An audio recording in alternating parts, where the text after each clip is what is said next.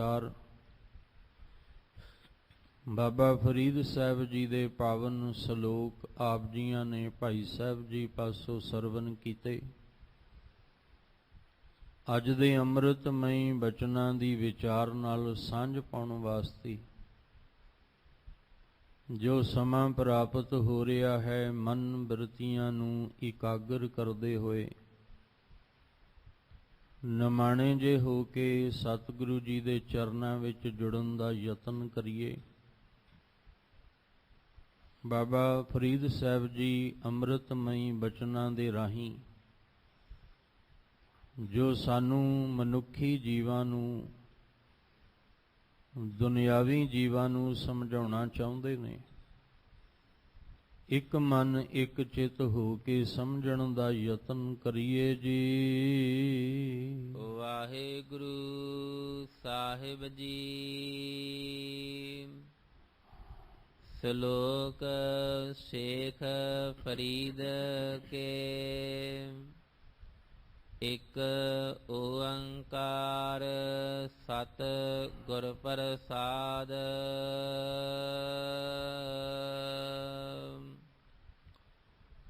ਫਰੀਦਾ ਸੋਈ ਸਰਵਰ ਢੂੰਡ ਲਹੋ। ਜਿਥੋਂ ਲੱਭੀ ਵਥ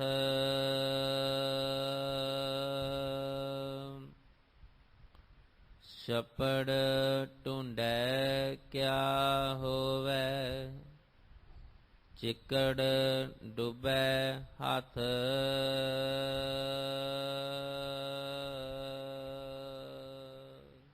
ਆਪ ਜੀ ਰੋਜ਼ਾਨਾ ਇਸ ਅਸਥਾਨ ਤੋਂ ਲੜੀਵਾਰ ਗੁਰਬਾਣੀ ਸ਼ਬਦ ਵਿਚਾਰ ਦੇ ਨਾਲ ਸਾਂਝ ਪਾਉਂਦੇ ਆ ਰਹੇ ਹੋ। ਅੱਜ ਜੋ ਬਾਬਾ ਫਰੀਦ ਸਾਹਿਬ ਜੀ ਦੇ ਪਾਵਨ ਸਲੋਕ ਆਪ ਜੀ ਨੇ ਸਰਵਨ ਕੀਤੇ ਨੇ, ਗੁਰੂ ਗ੍ਰੰਥ ਸਾਹਿਬ ਮਹਾਰਾਜ ਜੀ ਦੀ ਪਵਿੱਤਰ ਬਾਣੀ ਪਾਵਨ ਅੰਗ 1380 ਦੇ ਉੱਪਰ ਸੁਭਾਏਮਾਨ ਹਨ। ਬਾਬਾ ਫਰੀਦ ਸਾਹਿਬ ਜੀ ਸਾਨੂੰ ਮਨੁੱਖੀ ਜੀਵਾਂ ਨੂੰ ਸਮਝਾਉਣ ਦਾ ਯਤਨ ਕਰ ਰਹੇ ਨੇ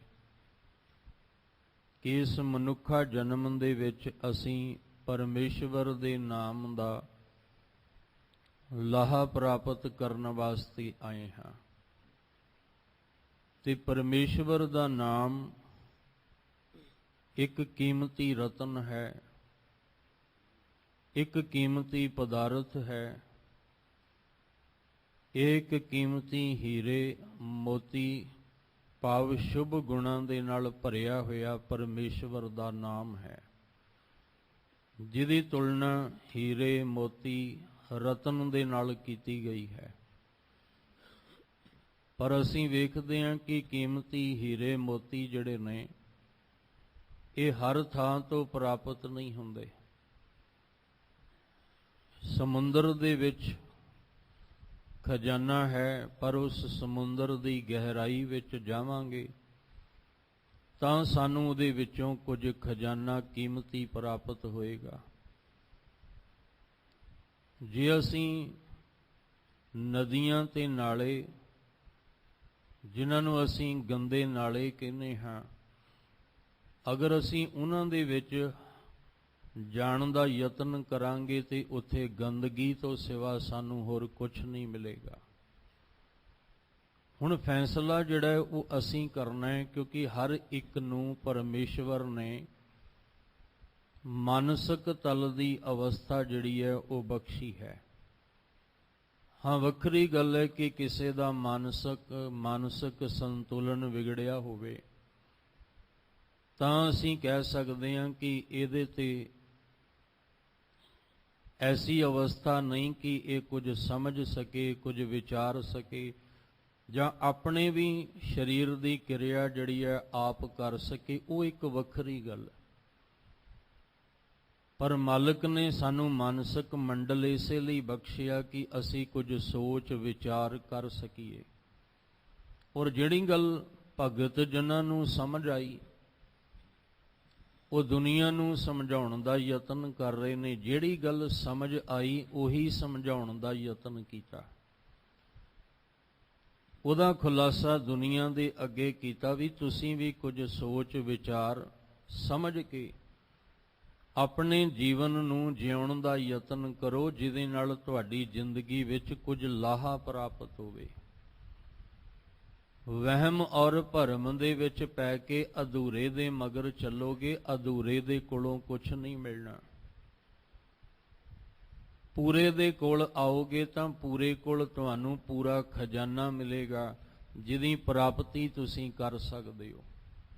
ਜਾਂ ਜਿਵੇਂ ਬਾਬਾ ਫਰੀਦ ਸਾਹਿਬ ਕਹਿੰਦੇ ਆ ਕਿ ਜੇ ਤੂੰ ਸਰੋਵਰ ਦੇ ਕੋਲ ਆਏਗਾ ਤਾਂ ਤੈਨੂੰ ਕੁਝ ਹੀਰੇ ਮੋਤੀ ਮਿਲਣਗੇ, ਤੇ ਜੇ ਤੂੰ ਚਿੱਕੜ ਵਿੱਚ ਹੱਥ ਪਾਏਗਾ ਤਾਂ ਤੈਨੂੰ ਉੱਥੇ ਚਿੱਕੜ ਤੋਂ ਸਿਵਾ ਹੋਰ ਕੁਝ ਨਹੀਂ ਮਿਲਣਾ।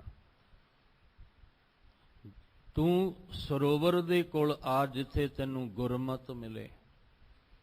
ਤੂੰ ਉਸ ਚਿੱਕੜ ਵਾਲੇ ਪਾਸੇ ਨਾ ਜਾ ਜਿੱਥੇ ਤੈਨੂੰ ਮਨਮਤ ਮਿਲੇਗੀ। ਜੇ ਤੂੰ ਮਨਮਤ ਦਾ ਧਾਰਨੀ ਬਣ ਕੇ ਮਨਮਤੀਆ ਬਣਿਆ ਰਿਹਾ, ਫਿਰ ਤੂੰ ਜ਼ਿੰਦਗੀ ਦਾ ਲਾਹਾ ਪ੍ਰਾਪਤ ਨਹੀਂ ਕਰ ਸਕਦਾ। ਇਸ ਲਈ ਤੂੰ ਉਸ ਸਰੋਵਰ ਦੇ ਕੋਲ ਆ ਜਿੱਥੇ ਕੀਮਤੀ ਰਤਨ ਭਰੇ ਪਏ ਨੇ। ਪੂਰੇ ਤੇ ਅਧੂਰੇ ਦੀ ਗੱਲ ਬਾਬਾ ਫਰੀਦ ਸਾਹਿਬ ਜੀ ਕਰਕੇ ਸਮਝਾਉਣਾ ਚਾਹੁੰਦੇ ਨੇ। ਤੇ ਜੇ ਆਪਾਂ ਕਬੀਰ ਸਾਹਿਬ ਜੀ ਨੂੰ ਵੀ ਵੇਖੀਏ, ਜਿਨ੍ਹਾਂ ਦਾ ਅੱਜ ਜਨਮ ਦਿਹਾੜਾ ਵੀ ਹੈ, ਬਾਬਾ ਫਰੀਦ ਸਾਹਿਬ ਜੀ ਦੇ ਸ਼ਲੋਕ ਦੀ ਵਿਚਾਰ ਨਾਲ ਕਬੀਰ ਸਾਹਿਬ ਜੀ ਨੂੰ ਵੀ ਆਪਾਂ ਚੇਤੇ ਕਰਨਾ। ਔਰ ਨਾਲ ਦੀ ਨਾਲ ਅਸੀਂ ਇਹ ਜੋ ਜੂਨ ਦਾ ਮਹੀਨਾ ਔਰ 1984 ਦੇ ਉਹ ਦਿਨ ਜਿਹੜੇ ਨੇ ਉਹਨਾਂ ਨੂੰ ਵੀ ਚੇਤੇ ਕਰਨ ਦਾ ਯਤਨ ਗੁਰੂ ਸਾਹਿਬ ਦੀ ਕਿਰਪਾ ਨਾਲ ਕਰਾਂਗੇ। ਕਬੀਰ ਸਾਹਿਬ ਜੀ ਨੇ ਵੀ ਇੱਕ ਗੱਲ ਸਮਝਾਈ ਸੀ, ਕਹਿਣ ਲੱਗੇ, ਮੈਂ ਉਸ ਗੁਰੂ ਦੀ ਮਾਂ ਦਾ ਸਿਰ ਜਿਹੜਾ ਉਹ ਮੁੰਡ ਦਿਆਂ। ਜਿਸ ਗੁਰੂ ਦੇ ਕੋਲ ਜਾ ਕੇ ਮੈਨੂੰ ਮਿਲਿਆ ਤਾਂ ਕੁਛ ਨਹੀਂ, ਸਗੋਂ ਭਰਮ ਪੈਦਾ ਹੋ ਗਿਆ। ਭਰਮ ਦਾ ਨਾਸ਼ ਨਹੀਂ ਹੋਇਆ ਤੇ ਫਿਰ ਮੈਨੂੰ ਐਸੇ ਗੁਰੂ ਦੇ ਗਿਆਨ ਦੀ ਕੀ ਲੋੜ ਹੈ। ਮਾਂ ਦਾ ਅਰਥ ਸੀ ਕਿ ਗੁਰੂ ਜਿਹੜੀ ਮੱਤ ਦੇ ਰਿਹਾ ਨਾ, ਉਸ ਮੱਤ ਨੂੰ ਹੀ ਮੈਂ ਖਤਮ ਕਰ ਦਿਆਂ। ਮੈਨੂੰ ਐਸੇ ਅਧੂਰੇ ਗੁਰੂ ਦੀ ਮੱਤ ਦੀ ਲੋੜ ਨਹੀਂ, ਜਿਹੜਾ ਮੇਰੀ ਮੱਤ ਵਿੱਚੋਂ ਭਰਮ ਨਾ ਕੱਢ ਸਕੇ। ਕਬੀਰ ਮਾਏ ਮੁੰਡੋ ਤੈਂ ਗੁਰੂ ਕੀ, ਜਾਂ ਤੇ ਭਰਮ ਨਾ ਜਾਏ ਆਪ ਡੂਬੇ, ਚਾਹੋ ਵੇਦ ਮੈਂ ਚੇਲੇ ਦੀਏ ਬਹਾਏ। ਆਪ ਵੀ ਡੁੱਬ ਗਿਆ ਤੇ ਚੇਲਿਆਂ ਨੂੰ ਵੀ ਡੁੱਬ ਦਿੱਤਾ। ਕਹਿਣ ਲੱਗੇ, ਮੈਂ ਐਸੇ ਚਿੱਕੜ ਵਿੱਚ, ਜੇ ਹੁਣ ਉਹਨੂੰ ਅਸੀਂ ਗੁਰੂ ਬਣਾ ਰਹੇ ਹਾਂ ਜਿਹੜਾ ਆਪ ਕਾਮ ਕ੍ਰੋਧ ਲੋਭ ਮੋਹ ਹੰਕਾਰ ਦਾ ਚਿੱਕੜ ਲੈ ਕੇ ਬੈਠਾ ਹੈ, ਜਿਹੜਾ ਆਪ ਕਾਮੀ ਹੈ, ਕ੍ਰੋਧੀ ਹੈ, ਲੋਭੀ ਹੈ, ਹੰਕਾਰੀ ਹੈ, ਵਿਕਾਰੀ ਹੈ, ਇਹ ਚਿੱਕੜ ਹੀ ਹੈ। ਜਦੋਂ ਤੁਸੀਂ ਐਸੇ ਕੋਲੋਂ ਗਿਆਨ ਹਾਸਲ ਕਰਨ ਲਈ ਗੁਰੂ ਧਾਰਨ ਕਰੋਗੇ ਤੇ ਤੁਹਾਡੇ ਹੱਥ ਕੀ ਆਏਗਾ? ਕਾਮ ਦਾ ਚਿੱਕੜ ਹੀ ਆਏਗਾ, ਕ੍ਰੋਧ ਦਾ ਚਿੱਕੜ ਹੀ ਤੁਹਾਡੇ ਹੱਥ ਆਏਗਾ, ਲੋਭ ਹੰਕਾਰ ਦਾ ਚਿੱਕੜ ਹੀ ਤੁਹਾਡੇ ਹੱਥਾਂ ਨੂੰ ਲਬੇੜ ਦੇਗਾ। ਭਾਵ ਤੁਹਾਡਾ ਜੀਵਨ ਵੀ ਕਾਮੀ ਤੇ ਕ੍ਰੋਧੀ ਹੋ ਜਾਏਗਾ, ਕਿਉਂਕਿ ਤੁਹਾਨੂੰ ਗਿਆਨ ਦੇਣ ਵਾਲਾ ਹੀ ਉਸ ਤਰ੍ਹਾਂ ਦਾ ਸੀ। ਇਸ ਲਈ ਕਬੀਰ ਜੀ ਨੇ ਆਖਿਆ, ਮੈਂ ਐਸੇ ਗੁਰੂ ਦੀ ਜਿਹੜੀ ਮੱਤ ਰੂਪੀ ਮਾਂ ਹੈ ਉਹਨੂੰ ਖਤਮ ਕਰ ਦਿਆਂ, ਤਾਂ ਕਿ ਇਹ ਮੱਤ ਜਿਹੜੀ ਹੈ ਮੇਰੀ ਮੱਤ ਵਿੱਚ ਨਾ ਰਲ ਜਾਏ। ਜਦੋਂ ਉਹਨਾਂ ਨੇ ਵੀ ਚਿੱਕੜ ਦਾ ਜ਼ਿਕਰ ਕੀਤਾ ਹੈ ਕਿ ਕਬੀਰ ਕੀਚੜ ਆਟਾ ਗਿਰ ਭਰਿਆ, ਕਿ ਜਿਹੜਾ ਮੇਰੇ ਕੋਲ ਕਹਿੰਦੇ ਨੇ ਆਟਾ ਸੀ ਗੁਰਮਤ ਦਾ, ਸੱਚ ਦਾ, ਮੈਂ ਵੇਖ ਰਿਹਾ ਵੀ ਮੈਂ ਤੇ ਉਹ ਚਬਾ ਚਬਾ ਕੇ ਉਹਨੂੰ ਸੰਭਾਲ ਲਿਆ, ਪਰ ਜਿਨ੍ਹਾਂ ਕੋਲ ਲੋਕਾਂ ਦੇ ਕੋਲ ਮਾਨਸਿਕ ਤਲ ਸੀ, ਉਹ ਮਾਨਸਿਕ ਤਲ ਜਿਹੜਾ ਹੈ ਉਹਦੇ ਵਿੱਚ ਚੰਗਾ ਗਿਆਨ ਨਾ ਹੋਣ ਕਰਕੇ, ਸੋਝੀ ਨਾ ਹੋਣ ਕਰਕੇ, ਉਹਨਾਂ ਦਾ ਜਿਹੜਾ ਚੰਗੀ ਮੱਤ ਸੀ ਉਹ ਚਿੱਕੜ ਵਿੱਚ ਗਿਰ ਗਈ। ਉਹ ਵਿਕਾਰਾਂ ਦੇ ਵਿੱਚ ਵਿਕਾਰੀ ਸੰਗਤ ਕਰਕੇ ਉਹਨਾਂ ਵਿੱਚ ਉਹ ਲਿਬੜ ਗਈ ਉਹਨਾਂ ਦੀ ਮੱਤ। ਇਸ ਲਈ ਬਾਬਾ ਫਰੀਦ ਸਾਹਿਬ ਜੀ ਵੀ ਇਹੀ ਗੱਲ ਸਮਝਾਉਣ ਦਾ ਯਤਨ ਕਰ ਰਹੇ। ਗੁਰਬਾਣੀ ਵਿੱਚੋਂ ਫਿਰ ਇੱਕ ਵਾਰ ਸਮਝ ਕੇ ਚੱਲੀਏ, ਸਰਵਰ ਦਾ ਅਰਥ ਸਰੋਵਰ ਵੀ ਹੈ ਔਰ ਸਮੁੰਦਰ ਵੀ ਹੈ। ਤੇ ਬਾਣੀ ਦੇ ਵਿੱਚ ਸਾਹਿਬ ਕਹਿੰਦੇ ਗੁਰ ਸਾਗਰ ਰਤਨੀ ਭਰਪੂਰੇ।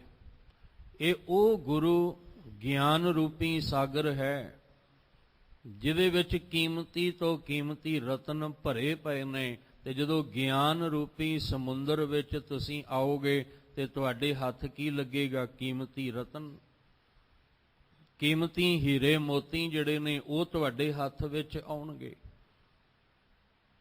ਤੁਸੀਂ ਉਸ ਸਰੋਵਰ ਦੇ ਕਿਨਾਰੇ ਤੇ ਆਏ ਹੋ ਜਿੱਥੇ ਮਨ ਦੀ ਚੁੱਭੀ ਲੱਗਦੀ ਹੈ, ਤਨ ਦੀ ਨਹੀਂ। ਔਰ ਜਿਹੜੇ ਹੀਰੇ ਆਪਾਂ ਇਕੱਠੇ ਕਰਨੇ ਨੇ, ਰਤਨ ਇਕੱਠੇ ਕਰਨੇ ਨੇ, ਉਹ ਆ ਬਾਹਰ ਦੇ ਹੱਥ ਨੇ ਨਹੀਂ, ਉਹ ਮਨ ਦੇ ਹੱਥਾਂ ਨਾਲ ਇਕੱਠੇ ਹੋਣੇ ਨੇ।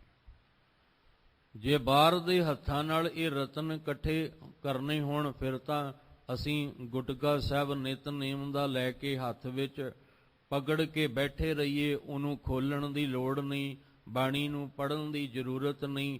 ਅਸੀਂ ਕਹਾਂਗੇ ਸੁਖਮਨੀ ਸਾਹਿਬ ਦੇ ਬਾਣੀ ਦਾ ਇਹ ਕੀਮਤੀ ਰਤਨ ਮੇਰੇ ਹੱਥ ਆ ਗਿਆ। ਪਰ ਇੱਥੇ ਕਹਿੰਦੇ ਨੇ ਕੱਲਾ ਹੱਥ ਬਾਹਰ ਦਾ ਨਹੀਂ, ਤੇਰੇ ਮਨ ਦੇ ਹੱਥਾਂ ਵਿੱਚ ਇਹ ਸ਼ੁਭ ਗੁਣ ਵੀ ਆਉਣੇ ਚਾਹੀਦੇ ਆ। ਇੱਥੇ ਕਬੀਰ ਸਾਹਿਬ ਜੀ ਨੇ ਇੱਥੇ ਵੀ ਜ਼ਿਕਰ ਕੀਤਾ, ਕਿਉਂਕਿ ਜੋ ਭਗਤ ਜਿਨ੍ਹਾਂ ਨੂੰ ਸਮਝ ਆਈ ਉਹ ਦੁਨੀਆ ਨੂੰ ਸਮਝਾਉਣ ਦਾ ਯਤਨ ਕੀਤਾ।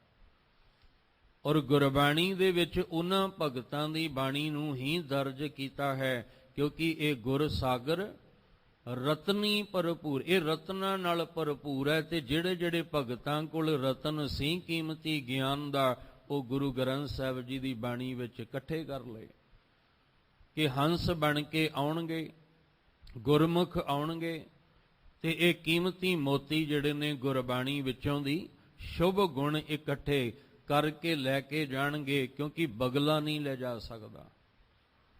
ਪਹਿਲੀ ਗੱਲ ਤੇ ਬਗਲੇ ਨੂੰ, ਬਗਲੇ ਦਾ ਅਰਥ ਕੀ ਹੈ? ਜਿਹੜਾ ਅੰਦਰੋਂ ਕੁਛ ਤੇ ਬਾਹਰੋਂ ਕੁਛ। ਜਿਹੜਾ ਬਾਹਰੋਂ ਕੁਛ ਹੈ ਅੰਦਰੋਂ ਕੁਛ, ਬਾਹਰੋਂ ਗੁਰਮੁਖ ਦਿਸਦਾ ਹੈ ਅੰਦਰੋਂ ਮਨਮੁਖ ਹੈ, ਉਹ ਇਹ ਕੀਮਤੀ ਮੋਤੀ ਇਕੱਠੇ ਕਰ ਹੀ ਨਹੀਂ ਸਕਦਾ। ਜਿਹੜੇ ਕੀਮਤੀ ਮੋਤੀ ਨੇ ਇਹ ਤਾਂ ਹੰਸ ਦੀ ਖੁਰਾਕ ਹੈ, ਬਗਲੇ ਦੀ ਨਹੀਂ ਹੈ। ਬਗਲਾ ਜੇ ਆਏਗਾ ਵੀ ਉਹ ਕੀ ਕਰੇਗਾ? ਉਹਦਾ ਕੰਮ ਹੈ ਡੱਡੀਆਂ ਮੱਛੀਆਂ ਖਾਣਾ, ਭਾਵ ਕਿਸੇ ਦੀ ਬੁਰਾਈ ਕਰ ਦੇਣੀ, ਕਿਸੇ ਦੀ ਨਿੰਦਾ ਕਰ ਦੇਣੀ, ਕਿਸੇ ਦੀ ਚੁਗਲੀ ਕਰ ਦੇਣੀ, ਬਸ ਉਹ ਇਹੀ ਕੁਝ ਇਕੱਠਾ ਕਰਕੇ ਲੈ ਜਾਂਦਾ ਹੈ। ਪਰ ਜਿਹੜੇ ਗੁਰਮੁਖ ਰੂਪੀ ਹੰਸ ਆਉਂਦੇ ਨੇ ਉਹ ਕੇਵਲ ਤੇ ਕੇਵਲ ਗੁਰਬਾਣੀ ਵਿੱਚੋਂ ਦੀ ਕੀਮਤੀ ਮੋਤੀ ਸ਼ੁਭ ਗੁਣਾਂ ਵਾਲੇ ਉਹੀ ਚੁੱਗ ਕੇ ਲੈ ਜਾਂਦੇ, ਕਿਉਂਕਿ ਉਹਨਾਂ ਦੀ ਖੁਰਾਕ ਹੀ ਇਹ ਹੈ। ਇਸ ਲਈ ਕਹਿ ਰਹੇ ਨੇ ਇਹ ਮਨ ਕਰਕੇ ਆਪਾਂ ਇਸ ਸਰੋਵਰ ਦੇ ਵਿੱਚ ਆਉਣਾ ਹੈ, ਤਨ ਕਰਕੇ ਕੁਝ ਨਹੀਂ ਹਾਸਲ ਹੋਣਾ। ਕਬੀਰ ਜੀ ਨੇ ਕਿਹਾ, ਕਹਿੰਦੇ ਕਿਆ ਪੜ੍ਹੀਐ ਕਿਆ ਗੁਣੀਐ, ਕਿਆ ਵੇਦ ਪੁਰਾਨਾ ਸੁਣੀਐ, ਪੜ੍ਹੇ ਸੁਣੇ ਕਿਆ ਹੋਈ, ਜੋ ਸਹਿਜ ਨ ਮਿਲਿਓ ਸੋਈ, ਹਰ ਕਾ ਨਾਮ ਨ ਜਪਸ ਗਵਾਰਾ, ਕਿਆ ਸੋਚੈ ਬਾਰੰਬਾਰਾ। ਕਹਿੰਦੇ ਤੂੰ ਨਾਮ ਤਾਂ ਜਪ ਨਹੀਂ ਰਿਹਾ, ਤੇਰਾ ਪੜ੍ਹੇ ਦਾ ਕੀ ਲਾਭ ਹੋਇਆ, ਤੇਰੇ ਸੁਣੇ ਦਾ ਕੀ ਲਾਭ ਹੋਇਆ, ਤੇਰੇ ਵਿਚਾਰੇ ਦਾ ਕੀ ਲਾਭ ਹੋਇਆ, ਜੇ ਤੇਰੇ ਅੰਦਰ ਸਹਿਜ, ਤੇਰੇ ਅੰਦਰ ਟਿਕਾ ਹੀ ਨਾ ਆਇਆ। ਤੈਨੂੰ ਅਸਲ ਦੇ ਵਿੱਚ ਅੰਧਿਆਰਾ ਦੀਪਕ ਚਾਹੀਏ, ਇੱਕ ਵਸਤ ਅਗੋਚਰ ਲਈਏ। ਅਸਲ ਵਿੱਚ ਤੇਰੇ ਅੰਦਰ ਅੰਧਿਆਰਾ, ਅੰਧਕਾਰ ਹਨੇਰਾ ਹੈ, ਉਹਦੇ ਵਿੱਚ ਦੀਵੇ ਗਿਆਨ ਦਾ ਦੀਵਾ ਬਾਲਣ ਦੀ ਲੋੜ ਹੈ। ਪਰ ਅਸੀਂ ਤਨ ਕਰਕੇ ਜਿਉਂਦੇ ਹਾਂ, ਅਸੀਂ ਦੀਵੇ ਵੀ ਬਾਹਰੋਂ ਬਾਲਦੇ ਹਾਂ। ਅਸੀਂ ਦੀਵਿਆਂ ਦੀ ਰੋਸ਼ਨੀ ਵੀ ਬਾਹਰੋਂ ਹੀ ਲੈਣਾ ਚਾਹੁੰਦੇ ਹਾਂ, ਅੰਦਰ ਅਸੀਂ ਕਦੇ ਝਾਤ ਮਾਰੀ ਨਹੀਂ ਕਿ ਹਨੇਰਾ ਤਾਂ ਅੰਦਰ ਹੈ, ਦੀਵਾ ਵੀ ਅੰਦਰ ਬਾਲਣਾ ਪਏਗਾ। ਔਰ ਜਿਹੜਾ ਦੀਵਾ ਅਸੀਂ ਜਗਾ ਰਹੇ ਹਾਂ ਮਿੱਟੀ ਦਾ, ਉਹ ਅੰਦਰ ਸਾਡੇ ਬਲਣਾ ਕੋਈ ਨਹੀਂ। ਇਸ ਸਰੀਰ ਨੂੰ ਹੀ ਤੁਸੀਂ ਮਿੱਟੀ ਦਾ ਦੀਵਾ ਬਣਾ ਲਓ, ਇਹਦੇ ਵਿੱਚ ਹੀ ਤੁਸੀਂ ਕਹਿਣ ਲੱਗੇ ਆ ਗਿਆਨ ਦੀ ਬੱਤੀ ਜਿਹੜੀ ਹੈ ਲਾ ਕੇ, ਉਹਦੇ ਵਿੱਚ ਨਾਮ ਦਾ ਜਿਹੜਾ ਹੈ ਉਹ ਤੇਲ ਪਾ ਕੇ ਇਹਨੂੰ ਜਗਾਓ। ਅੰਧਿਆਰਾ ਦੀਪਕ ਚਾਹੀਏ, ਅੰਦਰੋਂ ਦੀਵਾ ਗਿਆਨ ਦਾ ਬਾਲਣਾ ਪੈਣਾ ਹੈ, ਤਾਂ ਜਾ ਕੇ ਤੁਸੀਂ ਆ ਕੀਮਤੀ ਹੀਰੇ ਮੋਤੀ ਇਕੱਠੇ ਕਰ ਸਕਦੇ ਹੋ। ਤੇ ਜੇ ਸਾਨੂੰ ਅੰਦਰ ਹਨੇਰਾ ਹੋਇਆ ਤੇ ਫਿਰ ਮਾਫ ਕਰਨਾ, ਹਨੇਰੇ ਵਿੱਚ ਬੰਦਾ ਫਿਰ ਚਿੱਕੜ ਵਿੱਚ ਹੀ ਹੱਥ ਪਾਏਗਾ। ਹਨੇਰੇ ਵਿੱਚ ਤਾਂ ਬੰਦਾ ਗੰਦਗੀ ਵਿੱਚ ਹੀ ਹੱਥ ਪਾਏਗਾ। ਭਰਥਰ ਜੋਗੀ ਹੋਇਆ, ਇਹ ਰਾਜਾ ਹੋਇਆ, ਇਹਨੇ ਸਭ ਕੁਝ ਰਾਜ ਭਾਗ ਆਪਣਾ ਤਿਆਗ ਦਿੱਤਾ, ਸਾਰਾ ਕੁਝ ਤਿਆਗ ਕੇ ਤੁਰਿਆ ਹੈ ਜੋਗੀ ਬਣਨ ਵਾਸਤੇ। ਤੇ ਰਾਤ ਦੇ ਹਨੇਰੇ ਵਿੱਚ ਕੋਈ ਚੀਜ਼ ਚਮਕਦੀ ਨਜ਼ਰ ਆਈ। ਜਦੋਂ ਚਮਕਦੀ ਨਜ਼ਰ ਆਈ ਤੇ ਮਨ ਜਿਹੜਾ ਸੀ ਮੋਹਿਤ ਹੋ ਗਿਆ। ਉਹਨੇ ਜਦੋਂ ਹੱਥ ਪਾਇਆ ਤੇ ਹੱਥ ਲਿਬੜ ਗਏ। ਜਦੋਂ ਹੱਥ ਲਿਬੜ ਗਏ ਤੇ ਪਤਾ ਲੱਗਾ ਵੀ ਕਿਸੇ ਨੇ ਪਾਨ ਖਾ ਕੇ ਥੁੱਕਿਆ ਸੀ। ਬੜੀ ਗਹਿਰੀ ਚੋਟ ਲੱਗੀ ਭਰਥਰੀ ਜੋਗੀ ਨੂੰ ਕਿ ਮਨਾ, ਤੂੰ ਐਡਾ ਵੱਡਾ ਰਾਜ ਭਾਗ ਛੱਡ ਕੇ ਜੋਗੀ ਬਣਨ ਆਇਆ ਤੇ ਜੇ ਡੁੱਲਿਆ ਵੀ ਤੇ ਕਿੱਥੇ ਆ ਕੇ ਡੁੱਲ ਗਿਆ। ਜੇ ਹੱਥ ਪਾਇਆ ਵੀ ਤੇ ਕਿਹਨੂੰ ਪਾਇਆ। ਉਹ ਹਨੇਰੇ ਵਿੱਚ ਹੁਣ ਚਮਕ ਸੀ, ਪਰ ਹਨੇਰੇ 'ਚ ਪਤਾ ਨਹੀਂ ਲੱਗਾ ਵੀ ਮੈਂ ਹੱਥ ਕਿਹਨੂੰ ਪਾ ਰਿਹਾ। ਜਦੋਂ ਹੱਥ ਲਿਬੜ ਗਏ ਤੇ ਬੜੀ ਚੋਟ ਲੱਗੀ। ਅਸੀਂ ਵੀ ਹਨੇਰੇ ਵਿੱਚ ਮਨਮਤ ਨੂੰ ਹੀ ਹੱਥ ਪਾ ਰਹੇ ਹਾਂ, ਕਰਮ ਕਾਂਡ ਹੀ ਕਰ ਰਹੇ ਹਾਂ, ਜਿਹੜਾ ਚਿੱਕੜ ਵਿੱਚ ਹੱਥ ਲਿਬੜ ਰਿਹਾ, ਹੋਰ ਕੁਝ ਵੀ ਨਹੀਂ। ਸਾਡੇ ਵਿਕਾਰਾਂ ਦਾ ਚਿੱਕੜ ਹੀ ਸਾਨੂੰ ਮਿਲ ਰਿਹਾ, ਹੋਰ ਕੁਝ ਵੀ ਨਹੀਂ ਮਿਲ ਰਿਹਾ। ਕਹਿੰਦੇ ਤੂੰ ਉਸ ਸਰੋਵਰ ਦੇ ਕੋਲ ਆ ਜਿੱਥੇ ਤੇਰੇ ਪਹਿਲਾਂ ਜਿਹੜੀ ਚਿੱਕੜ ਦੀ ਮੈਲ ਹੈ ਉਹ ਤੇਰੀ ਉਤਰ ਜਾਏ, ਫਿਰ ਤੂੰ ਅੱਗੋਂ ਕੀਮਤੀ ਗੁਣ ਇਕੱਠੇ ਕਰ ਸਕਦਾ ਹੈ। ਉਹ ਹੈ ਰਾਮ ਦਾਸ ਸਰੋਵਰ ਨਾਤੇ। ਜਿਹੜੇ ਰਾਮ ਦੇ ਦਾਸ ਸੇਵਕ ਪਿਆਰੇ ਭਗਤ ਜਨ ਨੇ, ਉਹ ਫਿਰ ਨਾਮ ਦੇ ਸਰੋਵਰ ਵਿੱਚ ਨਹਾਉਂਦੇ ਨੇ। ਪਹਿਲਾਂ ਹੀ ਜ਼ਿਕਰ ਕੀਤਾ ਕਿ ਇੱਥੇ ਮਨ ਦਾ ਇਸ਼ਨਾਨ ਹੈ, ਇੱਥੇ ਤਨ ਦਾ ਇਸ਼ਨਾਨ ਨਹੀਂ। ਤਨ ਦਾ ਇਸ਼ਨਾਨ ਤੇ ਆਪੋ ਆਪਣੇ ਘਰਾਂ ਚੋਂ ਕਰਕੇ ਆਏ ਆ। ਤਨ ਦਾ ਇਸ਼ਨਾਨ ਤੇ ਆਪਾਂ ਆਪੋ ਆਪਣੇ ਘਰਾਂ 'ਚ ਕਰਕੇ ਹੀ ਆਏ ਆ ਨਾ। ਇੱਥੇ ਫਿਰ ਕਿਹੜਾ ਇਸ਼ਨਾਨ ਹੈ? ਇੱਥੇ ਸਾਡੇ ਮਨ ਦਾ ਇਸ਼ਨਾਨ, ਕਿਉਂਕਿ ਉਹ ਪਾਣੀ ਨਾਲ ਨਹੀਂ ਹੋਣਾ, ਉਹ ਬਾਣੀ ਦੇ ਨਾਲ ਹੋਣਾ। ਰਾਮਦਾਸ ਸਰੋਵਰ ਨਾਤੇ, ਸਭ ਉਤਰੇ ਪਾਪ ਕਮਾਤੇ, ਨਿਰਮਲ ਹੋਏ ਕਰ ਇਸ਼ਨਾਨਾ। ਮਹਾਰਾਜ ਕਹਿੰਦੇ ਆ ਇਸ਼ਨਾਨ ਕਰ ਜਿਹਦੇ ਨਾਲ ਨਿਰਮਲ, ਮਲ ਤੋਂ ਤੂੰ ਰਹਿਤ ਹੋ ਜਾਏ। ਇਸ ਚਿੱਕੜ ਤੋਂ, ਵਿਕਾਰਾਂ ਤੋਂ, ਕਰਮ ਕਾਂਡਾਂ ਤੋਂ, ਵਹਿਮ ਭਰਮ ਤੋਂ ਤੂੰ ਨਿਰਲੇਪ ਹੋ ਜਾਏ। ਆਹ ਵਾਲੀ ਮਲ ਤੇਰੇ ਅੰਦਰੋਂ ਦੀ ਨਿਕਲ ਜਾਏ। ਅਸੀਂ ਇੱਥੇ ਗੁਰਮਤ ਦੇ ਜਿਹੜੇ ਆ ਉਹ ਧਾਰਨੀ ਬਣਨ ਆਏ ਆ, ਅਸੀਂ ਮਨਮਤ ਨਹੀਂ, ਕਿਉਂਕਿ ਮਨਮਤ ਤਾਂ ਸਾਡੇ ਕੋਲ ਹੈ ਹੀ ਬਹੁਤ ਹੈ। ਤੁਸੀਂ ਕਦਮ ਰੱਖੋ ਸੰਸਾਰ ਵਿੱਚ, ਜਿਹੜੇ ਪਾਸੇ ਮਰਜ਼ੀ ਮੁਖ ਕਰਕੇ ਤੁਰ ਜਾਓ, ਤੁਹਾਨੂੰ ਮਨਮਤ ਹੀ ਮਨਮਤ ਨਜ਼ਰ ਆਏਗੀ। ਇਸ ਲਈ ਬਾਬਾ ਫਰੀਦ ਸਾਹਿਬ ਜੀ ਨੇ ਇਹ ਕਿਰਪਾ ਕੀਤੀ ਪਾਵਨ ਸ਼ਲੋਕ ਦੇ ਰਾਹੀਂ, ਫਰੀਦਾ ਸੋਈ ਸਰਵਰ ਢੂੰਡ ਲਹੋ। ਇਹਦਾ ਮਤਲਬ ਉਹ ਢੂੰਡਣਾ ਪੈਣਾ। ਮਨਮਤ ਦਾ ਚਿੱਕੜ ਤੇ ਚਾਰੇ ਪਾਸੇ ਨਜ਼ਰ ਆਉਂਦਾ ਪਿਆ, ਚਾਰੇ ਪਾਸੇ। ਔਰ ਜਦੋਂ ਤੁਸੀਂ ਘਰੋਂ ਚੱਲਣਾ ਤੇ ਮਨਮਤ ਦਾ ਚਿੱਕੜ ਤੁਹਾਨੂੰ ਮਿਲੇਗਾ ਹੀ ਮਿਲੇਗਾ, ਪਰ ਤੁਸੀਂ ਕਿਵੇਂ ਉਹਦੇ ਚੋਂ ਲੰਘ ਕੇ ਆਉਣਾ, ਇਹ ਫੈਸਲਾ ਤੁਸੀਂ ਕਰਨਾ ਹੈ। ਕਿਉਂਕਿ ਬਾਬਾ ਫਰੀਦ ਸਾਹਿਬ ਨੇ ਵੀ ਫੈਸਲਾ ਕੀਤਾ।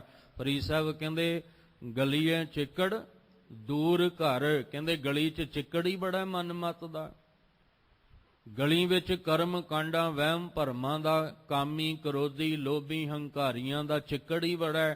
ਪਰ ਜਿੱਥੇ ਮੈਂ ਜਾਣਾ, ਉਹ ਗੁਰਮਤ ਦੇ ਤੱਕ ਪਹੁੰਚਣਾ, ਉਹ ਥੋੜਾ ਦੂਰ ਹੈ। ਤੇ ਜਦੋਂ ਮੈਂ ਚੱਲਣਾ ਤੇ ਕਿਤੇ ਐਸਾ ਨਾ ਹੋਵੇ ਕਿ ਇਹ ਮਨਮਤ ਦੇ ਚਿੱਕੜ ਦੇ ਛਿੱਟੇ ਮੇਰੇ ਤੇ ਪੈ ਜਾਣ। ਫਰੀਦਾ ਗਲੀਆਂ ਚਿੱਕੜ, ਦੂਰ ਘਰ, ਨਾਲ ਪਿਆਰੇ ਨੇਹੋ। ਚੱਲਾਂ ਤਾਂ ਭਿੱਜੈ, ਕਮਲੀ ਰਾਹਾਂ ਤਾਂ ਟੁੱਟੈ। ਜੇ ਮੈਂ ਇਹ ਮਨਮਤ ਦਾ ਚਿੱਕੜ ਵੇਖ ਕੇ ਘਰ ਬੈਠਦਾ ਤਾਂ ਵੀ ਗੱਲ ਨਹੀਂ ਬਣਨੀ। ਫਿਰ ਫੈਸਲਾ ਕੀਤਾ ਵੀ ਜਿੰਨੇ ਮਰਜ਼ੀ ਕਰਮ ਕਾਂਡ, ਜਿੰਨਾ ਮਰਜ਼ੀ ਵਿਕਾਰਾਂ ਦਾ ਚਿੱਕੜ ਗਲੀ ਵਿੱਚ ਪਿਆ ਹੋਵੇ, ਪਰ ਹਿੰਮਤ ਕਰਕੇ ਮੈਂ ਆਪਣੀ ਮੰਜ਼ਿਲ ਤੇ ਪਹੁੰਚਣਾ ਹੈ। ਤੇ ਉਦਮ ਤਾਂ ਕਰਨਾ ਹੀ ਪੈਣਾ। ਕੋਈ ਵੀ ਕਾਰਜ ਹੈ, ਉਦਮ ਤੋਂ ਬਿਨਾਂ ਤੇ ਸਫਲਤਾ ਮਿਲਦੀ ਨਹੀਂ। ਕੋਈ ਵੀ ਕਾਰਜ ਹੈ, ਉਦਮ ਤਾਂ ਕਰਨਾ ਹੀ ਪਏਗਾ। ਉਦਮ ਤੋਂ ਬਿਨਾਂ ਸਫਲਤਾ ਹਾਸਲ ਨਹੀਂ ਹੋ ਸਕਦੀ। ਜੇ ਅਸੀਂ ਵੀ ਗੁਰਮਤ ਦੇ ਧਾਰਨੀ ਬਣਨਾ ਹੈ ਤਾਂ ਸਾਨੂੰ ਮਨਮਤ ਦਾ ਨਾਸ਼ ਤੇ ਕਰਨਾ ਪਏਗਾ। ਮਨਮਤੀਆਂ ਵਿੱਚੋਂ ਦੀ ਨਿਕਲ ਕੇ ਸਾਨੂੰ ਗੁਰਮਤ ਧਾਰਨ ਕਰਨ ਲਈ ਉਦਮ ਤਾਂ ਕਰਨਾ ਪਏਗਾ। ਹਾਂ, ਉਹ ਵੱਖਰੀ ਗੱਲ ਜਿਹਨੂੰ ਸਮਝ ਆ ਗਈ ਉਹ ਕਹਿੰਦਾ ਉਦਮ ਮੈਂ ਨਹੀਂ ਕਰਨਾ, ਇਹ ਮੇਰੇ ਮਾਲਕ ਮੈਂ ਤੇਰੇ ਚਰਨਾਂ ਤੱਕ ਪਹੁੰਚਣਾ, ਰਸਤੇ ਵਿੱਚ ਚਿੱਕੜ ਬਹੁਤ ਜ਼ਿਆਦਾ ਹੈ ਤੇ ਮੈਂ ਜੇ ਕਹਾਂ ਵੀ ਮੈਂ ਚੱਲਾਂ ਤੇ ਹੋ ਸਕਦਾ ਹੰਕਾਰ ਆ ਜਾਏ, ਹੋ ਸਕਦਾ ਵੀ ਮੈਂ ਕਹਾਂ ਵੀ ਮੈਂ ਬੜਾ ਉਦਮ ਕਰਦਾ, ਇੰਨੇ ਵਜੇ ਉੱਠਦਾ, ਇੰਨੇ ਵਜੇ ਸਿਮਰਨ ਕਰਦਾ, ਇੰਨੇ ਭਲੇ ਦੇ ਕਾਰਜ, ਹੋ ਸਕਦਾ ਹੰਕਾਰ ਆ ਜਾਏ। ਪਰ ਨਹੀਂ, ਅਰਦਾਸ ਕਰਕੇ ਚੱਲਾਂਗਾ ਕਿ ਮਾਲਕ ਜੀ ਤੁਸੀਂ ਉਦਮ ਕਰਾਓਗੇ ਤੇ ਤਾਂ ਮੈਂ ਕਰਾਂਗਾ।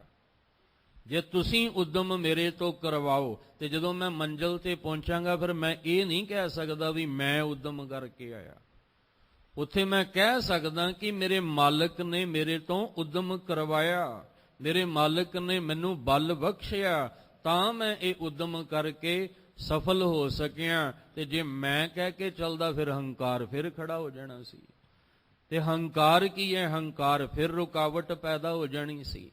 ਇਸ ਲਈ ਕਹਿ ਰਹੇ ਨੇ, ਕਹਿਣ ਲੱਗੇ ਫਰੀਦਾ ਸੋਈ ਸਰਵਰ ਢੂੰਡ ਲਹੋ। ਉਹ ਸਰਵਰ ਤੁਸੀਂ, ਉਹ ਸਰੋਵਰ, ਉਹ ਸਾਗਰ ਸਮੁੰਦਰ ਨੂੰ ਢੂੰਡ ਲਓ, ਜਿੱਥੋਂ ਲੱਭੀ ਵੱਥ, ਜਿੱਥੋਂ ਤੁਹਾਨੂੰ ਉਹ ਅਸਲ ਪਦਾਰਥ ਜਿਹੜਾ ਉਹ ਪ੍ਰਾਪਤ ਹੋ ਸਕੇ। ਤੁਹਾਡੇ ਹੱਥ ਕੱਚ ਨਾ ਆਵੇ, ਤੁਹਾਡੇ ਹੱਥ ਸੱਚ ਆਵੇ, ਤੁਹਾਡੇ ਹੱਥ ਜਿਹੜਾ ਉਹ ਪਿੱਤਲ ਨਾ ਆਵੇ, ਤੁਹਾਡੇ ਹੱਥ ਸੋਨਾ ਆਵੇ। ਇਸ ਲਈ ਕਹਿ ਰਹੇ ਨੇ ਉਹ ਵੱਥ, ਉਹ ਪਦਾਰਥ ਤੁਸੀਂ ਲੱਭ ਲਓ ਜਿਹਦੇ ਨਾਲ ਲੱਭਿਆਂ ਤੁਹਾਡੀ ਜ਼ਿੰਦਗੀ ਵਿੱਚ ਸੁਧਾਰ ਆਏਗਾ।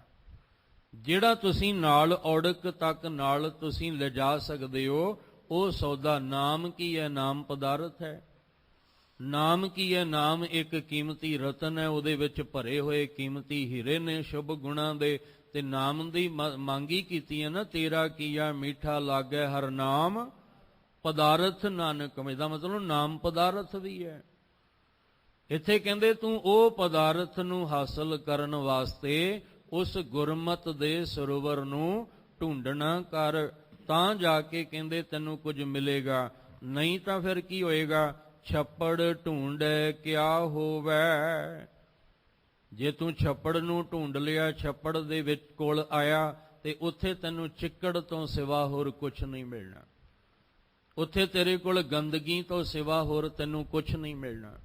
ਉੱਥੇ ਵਿਕਾਰਾਂ ਦੇ ਜੀ ਤੋਂ ਬਿਨਾਂ ਤੈਨੂੰ ਹੋਰ ਕੁਝ ਪ੍ਰਾਪਤ ਨਹੀਂ ਹੋਵੇਗਾ। ਇਸ ਲਈ ਛੱਪੜ ਢੂੰਡੈ ਕਿਆ ਹੋਵੈ, ਚਿੱਕੜ ਡੂਬੈ ਹੱਥ। ਤੇਰੇ ਹੱਥ ਵਿੱਚ ਸਿਰਫ ਚਿੱਕੜ ਹੀ ਆਉਣਗੇ। ਜਾਂ ਜੇ ਤੂੰ ਉਸ ਛੱਪੜ ਵਿੱਚ ਹੱਥ ਪਾਏਗਾ ਤਾਂ ਤੇਰੇ ਹੱਥ ਜਿਹੜੇ ਨੇ ਉਹ ਚਿੱਕੜ ਵਿੱਚ ਹੀ ਡੁੱਬਣਗੇ। ਤੇ ਜੇ ਹੱਥ ਚਿੱਕੜ ਵਿੱਚ ਡੁੱਬਣਗੇ ਤੇ ਚਿੱਕੜ ਹੱਥਾਂ ਨੂੰ ਤਾਂ ਲੱਗੇਗਾ। ਕਹਿਣ ਲੱਗੇ ਜੇ ਮਨਮਤ ਦੇ ਸਰੋਵਰ ਤੇ ਜਾਏਗਾ ਤੇ ਉੱਥੇ ਮਨਮਤ ਹੀ ਤੈਨੂੰ ਮਿਲਣੀ ਆ। ਕਰਮ ਕਾਂਡ ਦੇ ਸਰੋਵਰ ਤੇ ਜਾਏਗਾ ਤੇ ਕਰਮ ਕਾਂਡ ਹੀ ਤੈਨੂੰ ਮਿਲਣੀ ਆ। ਜੇ ਤੂੰ ਗੁਰਮਤ ਦੇ ਸਰੋਵਰ ਵਿੱਚ ਆਏਗਾ ਤਾਂ ਗੁਰ ਸਾਗਰ ਰਤਨੀ ਭਰਪੂਰੇ। ਕਹਿੰਦੇ ਇੱਥੇ ਕੀਮਤੀ ਰਤਨ ਭਰੇ ਪਏ ਨੇ। ਜੇ ਇਹ ਹੁਣ ਮਨ ਦੀ ਅਵਸਥਾ ਹੈ, ਤਨ ਦੀ ਨਹੀਂ।